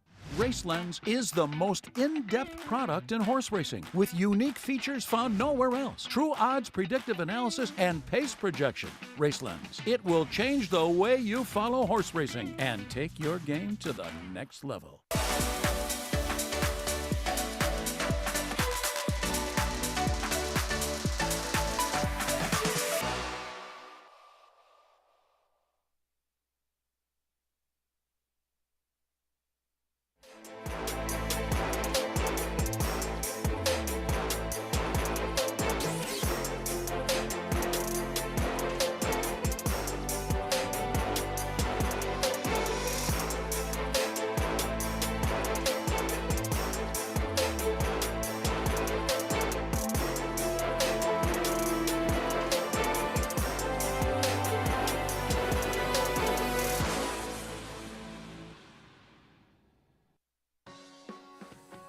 Back on America's Day at the Races on our FS1 coverage, brought to you in part by legendary Claiborne Farm. 100 years of doing the usual, unusually well. Road to the Kentucky Oaks for 3-year-old fillies. We saw a prep from Oaklawn yesterday on that wet going in the sloppy racetrack, and Wet Paint went in as the favorite for Brad Cox. She had 2 prior starts on wet tracks. She's been victorious now in all 3 dirt efforts in the wet going. Yeah, 3 romps. You know what you have to like? At least what I like about her wins, Greg? She's passing horses. She's taking this dirt and this kickback and this slop in her face. Look at this move she makes here. You know, prior 2 were outside. Now look at this. Zoop, right up the inside. And the acceleration. The acceleration is really, really nice. And they've thrown more ground at her each time, and she just keeps taking the ground and keeping the slop.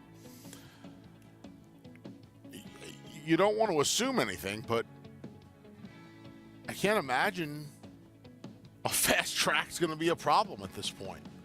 You want to see it, though. You really want to see it. And at some point, you would imagine the weather's going to break down there and that she's going to get onto dry ground. See when it happens, but she's been impressive, and she's taken big steps forward every single start, too, on the main track. Let's see what Maggie and Paul thought from yesterday.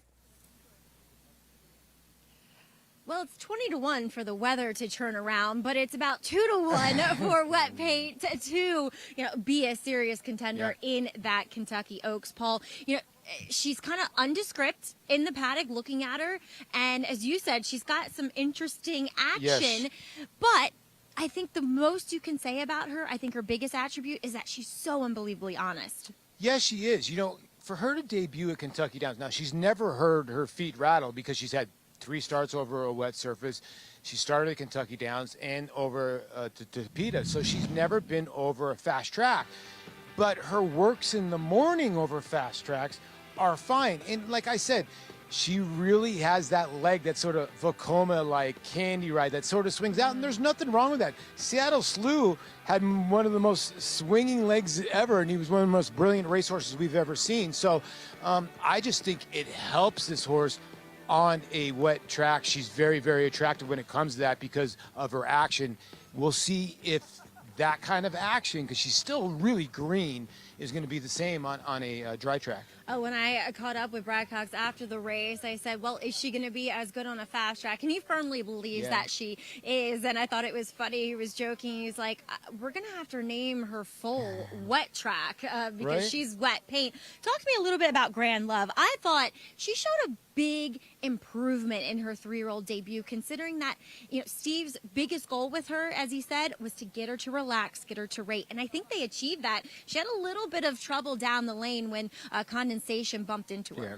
I thought she ran well. Listen, I think now we're in 2023. We're into the world where everybody wants you to win right off the bat, off the layoff. Everybody wants you to win first time out. If you go back in history, Steve Asmussen is so much better second time off the bench. Clairiere last year 100%. When she came back in the Apple Yeah. Blossom, what she did, back at Belmont. So, yeah, I totally agree with you. I think she'll be much tighter next time, 100%. I'm looking forward to what she does in her next start, but it sounds like Wet Paint will either come back here for the Fantasy Greg or head to Keeneland for the Ashland. We'll see what that plan is. But, yeah, she's taking the first 2 legs of this series in Hot Springs to get to that Kentucky Oaks, and likely has already punched her ticket. And you would think, wet track or not, she's going to be a major player come that first Friday in May. And I would imagine he just stays the Oaklawn Park trip at this point. Why would he take her out of there? I can't imagine he's going to take her anywhere else but the Fantasy. If it ain't broke, don't fix it. We will find out. Maybe weather would have something to do with that. See if she can finally get a fast track before she gets to that Kentucky Oaks. See what they have with her on that kind of a surface. We still have the nightcap to come. $10,000 maiden claiming sprint at 6 furlongs ahead. The 5 Order of Merit, the 6 Uncaptured Dream. Look like the 2 standouts in this spot. We'll be back to talk through it when we return. One more to finish out the action from Hot Springs right after this. Tonalist, a 4-time Grade 1 winner with 11 triple-digit buyers, including the Belmont Stakes and the Cigar Mile. He's already living up to his potential as a sire with multiple graded stakes winners, including Grade 1 winner Country Grammar and Grade 2 winner Tonalist Shape, plus multiple 6-figure yearling and 2-year-old sales. Proven on the track, proven in the sales ring. Tonalist, standing at Lane's End.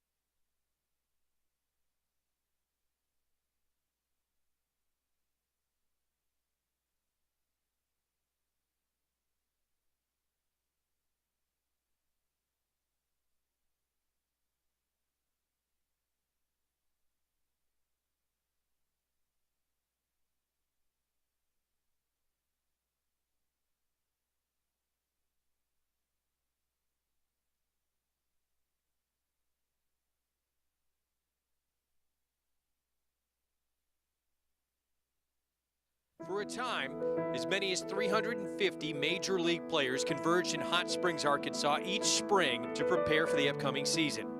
Ownership felt they needed to boil out the alcoholic microbes. Hot Springs was known as a place that had therapeutic waters, and they came for that reason. And then the ball players turned out to love it because they really not only did get in shape, but they had a great time. By the 1930s, nearly half of all Major League teams had, at some point, used Hot Springs as their spring training base. Plus, about half of all prominent ball players visited Hot Springs individually. Babe Ruth used to visit Hot Springs to work his way into shape, a place to prepare for spring training. In fact, the Babe even used the hot healing waters to recover from influenza. This wall at the Gangsters Museum of America in Hot Springs represents the long list of Hall of Fame baseball greats who trained here. The winter storm of 2021 is a reminder of why baseball eventually migrated away from Hot Springs. The rain proved to be a disruption, and sometimes even the cold and snow wiped out valuable practice time. Although by the 1930s most teams moved to Florida and Arizona, Hot Springs would continue to be a destination for players to work out before joining their major league squads for decades to come.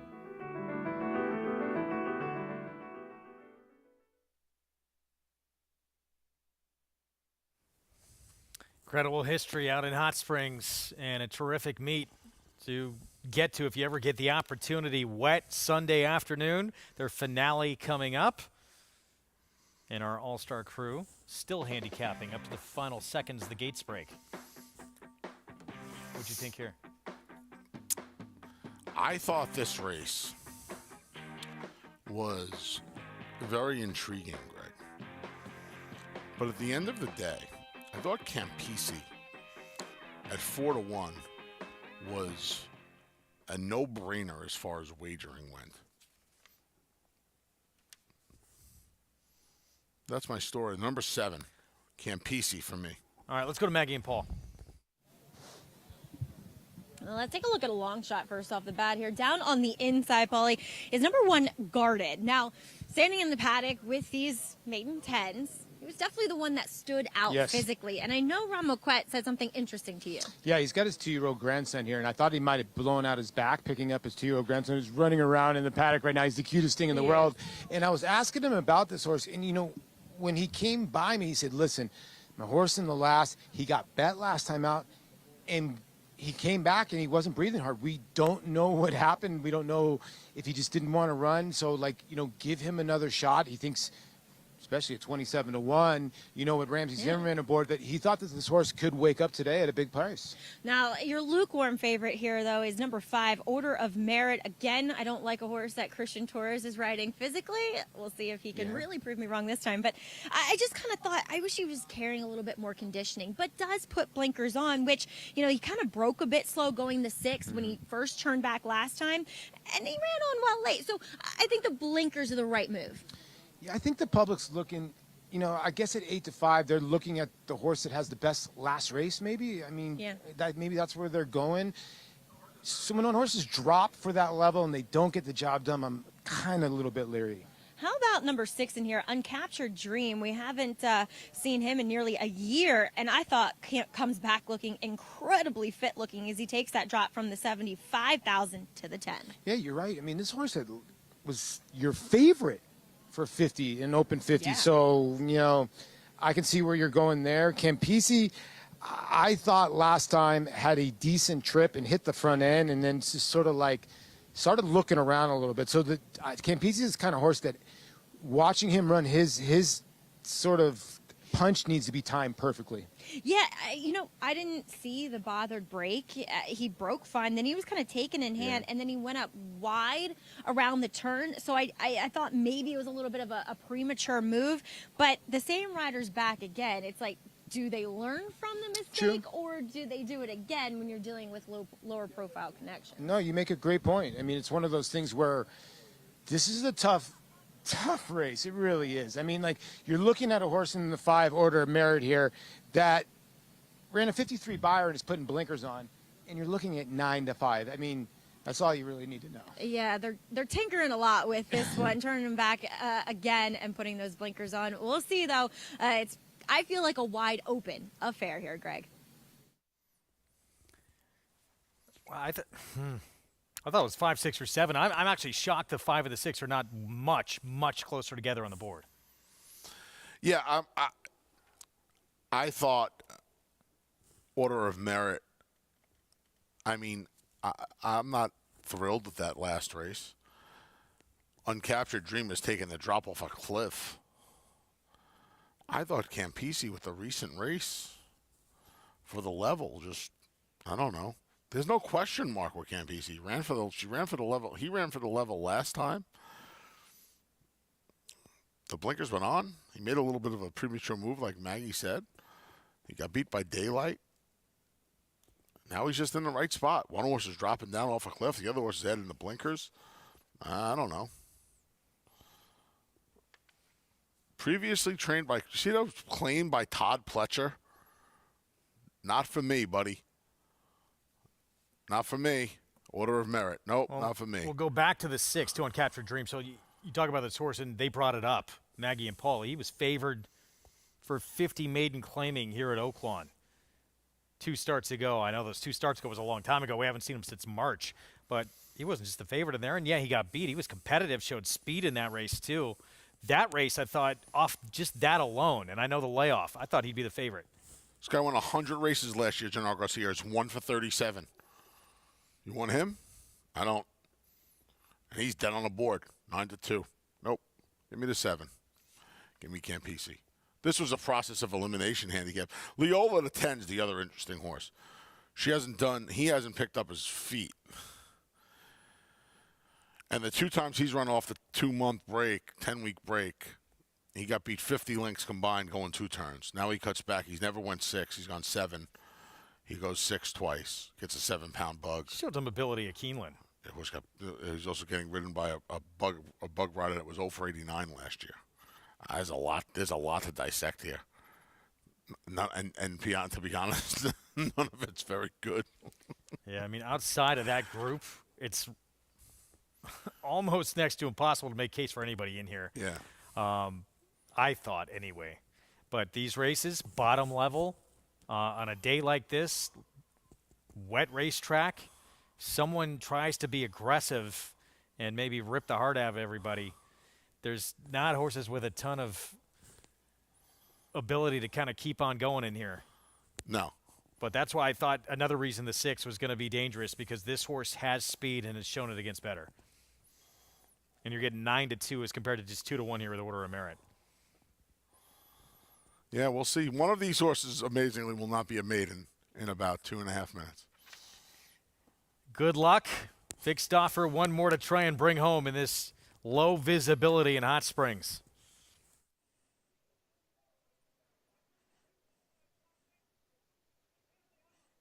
They're at the post.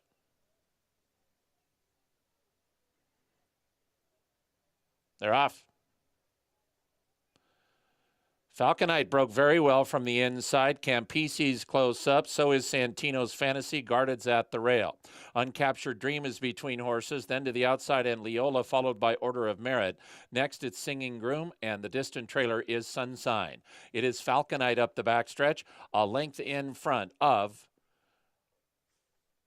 On the outside, I think that's, I don't know who it is. It's Campisi, I think, coming up into second. Let's switch to the TV. We're going to struggle with this. Falconite's in front. That we know.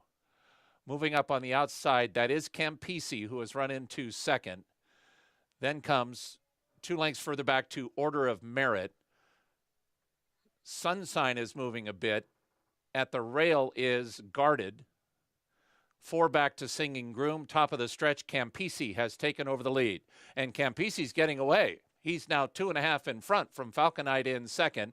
Then comes Order of Merit and a late run from Sunshine, but it's Campisi and Order of Merit 1-2, and Campisi's clear and he's got it. Order of Merit is second. Sunshine might get into second. It is Campisi in front. Campisi won a length and a quarter. Order of Merit was beaten for second by Sunshine. Finishing fourth was Singing Groom. Campisi closes things out here. Don Von Hemel, and yeah, the 8 Sunshine stealing second late from Order of Merit, the favorite. Greg, look at this. I'm not trying to redboard this. I only left 2 horses open here. 7, 8, 10, buddy. Could have hit this exactly. But instead I took my 7-2. I was happy to take my 7-2. Go home a winner. Walk it off. See you next week, pal.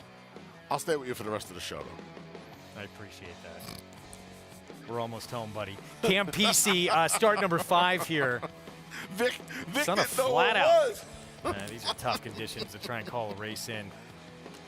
Eric Donovan, Johnny I, Eric Donovan, Tony Elevato, everybody here at Naira, and our crack crew.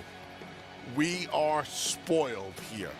And I remember when I first started calling horse races, and we first started putting the cameras in here. I called my first race on December 13th. 2018, and on the middle of April in 2019 they put some cameras in here. We started getting the different angles for America's Day at the races, and I called my first race in the fog, and Eric called me up and he said, "You gonna be okay with this?" I was like, "Yeah, I'm gonna have to be. If I want to do this with my life, I'm gonna have to start learning this." He had 7 different angles for me. We've now gone from 7 to 12, and I remember catching some Rich Schosberg, who does the show with us now, is retired, some maiden, and I decided to marry myself to him. And he won. One of the proudest moments of my career, because he won. And I just followed him from camera to camera, and the guys and gals in the booth just followed him and followed him and followed him. It is the most nerve-wracking thing. So I give credit to Vic for even just attempting to figure out who it is. It is the most nerve-wracking thing. Johnny I and Frank Miramati are my 2 mentors in the booth. Happy birthday, by the way, to the one and only John Embrial. It's his birthday today. I'm not going to say how old he is, but today is Johnny I's birthday. So Johnny I, if you're watching, we love you. Happy birthday. We'll see you in a couple of months. Yeah, he'll be back at Belmont. Yes. It is the most nerve-wracking. The dreams of missing the school test have now turned into the booth is locked and you can't get into the booth. Those are the dreams I have now. Or having visibility like this. You can't see. Dangerous. It is as nerve-wracking as it gets. Campisi closes things out with a victory on this card in Hot Springs for Don Von Hemel. We'll have the prices for you when we come back to close things out. Stay with us. War Dancer. The momentum continues with recent stakes winners on turf and dirt. Dancing Buck going wire to wire in the Grade 3 Belmont Turf. Dancing Buck has opened up on the field. It is Dancing Buck by a half dozen lengths. And 2-year-old filly War Saichi with a wire-to-wire win in the Ladyfinger Stakes. War Saichi asserted her authority immediately out of the starting gate, and she has not relinquished the lead. War Dancer, the #1 third crop turf sire in North America. Proud to stand in New York. Adelphi Racing Club, offering a truly personal racing experience. I would just say that it's a smaller, tighter-knit group. Everybody has a common interest. We spend a lot more time together than some of the bigger operations, and I very much enjoy that. We're not just a syndicate, and our members aren't just investors. We are partners. Contact us to get a taste of the Adelphi Racing experience, and let's win races together. This season at Oaklawn, we've got more of everything. More of the top thoroughbreds in the world. More days of live racing. And the largest purses in our history. All at a completely reimagined Oaklawn. Come be a part of this historic season at Arkansas's only casino resort. Racetrack Television Network brings you every race, from every track, on every screen, every day. With monthly packages starting as low as $5, RTN gives you great value and access to more live HD streaming and race replays than anyone. Visit RTN.tv today to sign up and watch on almost any device, including Roku and Amazon Fire. RTN has packages that start at $5 per month.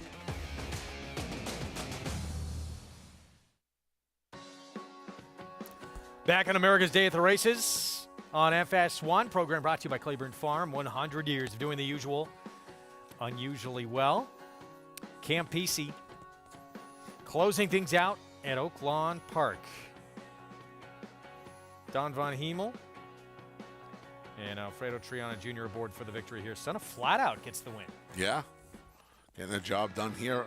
Sat just off the early pace, pounced, made the lead off the turn, and this is surviving. Look where this 8-ball Sunshine came from, Greg.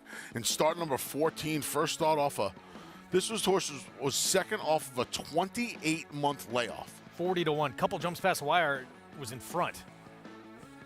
I left it. Seriously, you saw. I showed you. I left this was open. This horse's wet track races were not that bad. Talked about the Rebel. We talked about the Oaks. I thought maybe the most impressive performance we saw over the weekend too, out in Hot Springs. Maybe Ugiri in that carousel. Anxious to hear what Paul and Maggie think. Sensational weekend, and both of you two, great job. Thanks, Greg. Much appreciated. Paulie, well done. You need to warn me of what clothes to bring next time because I wasn't prepared for all this wet. Well, listen, last week everybody was all over me. Well, why aren't you wearing a tie?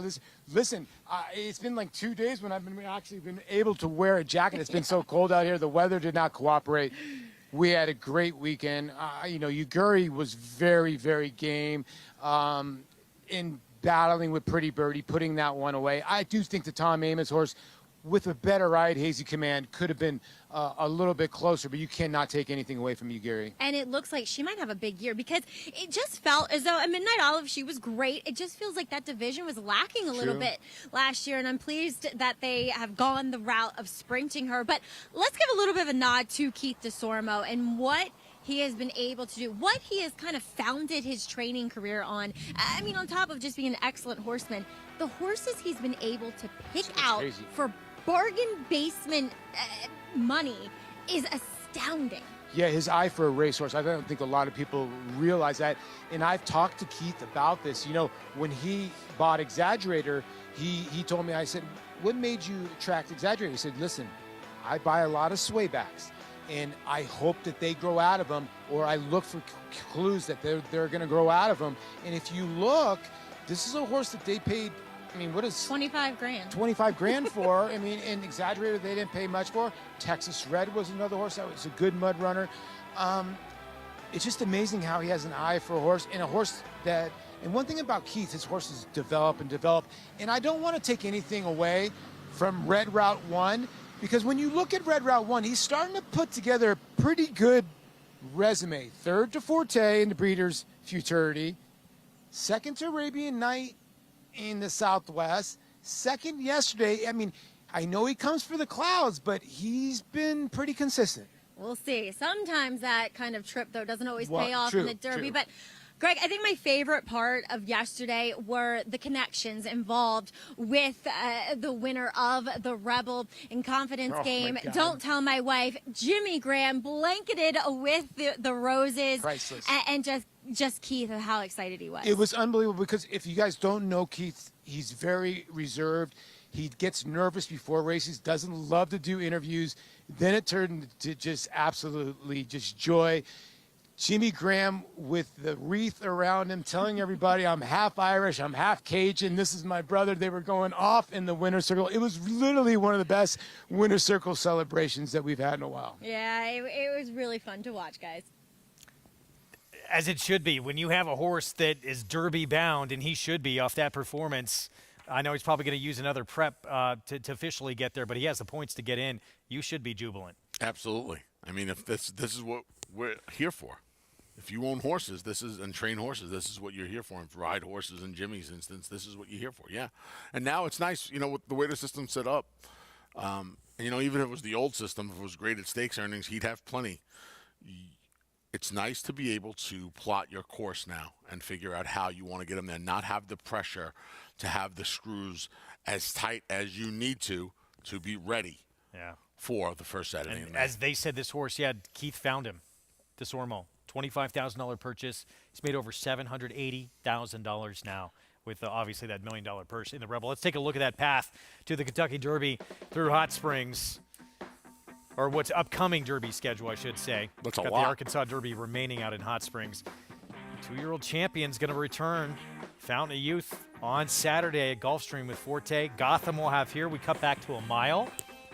Arctic Arrogance. We're going to see Lugan Knight likely in that race as well. Out west, San Felipe.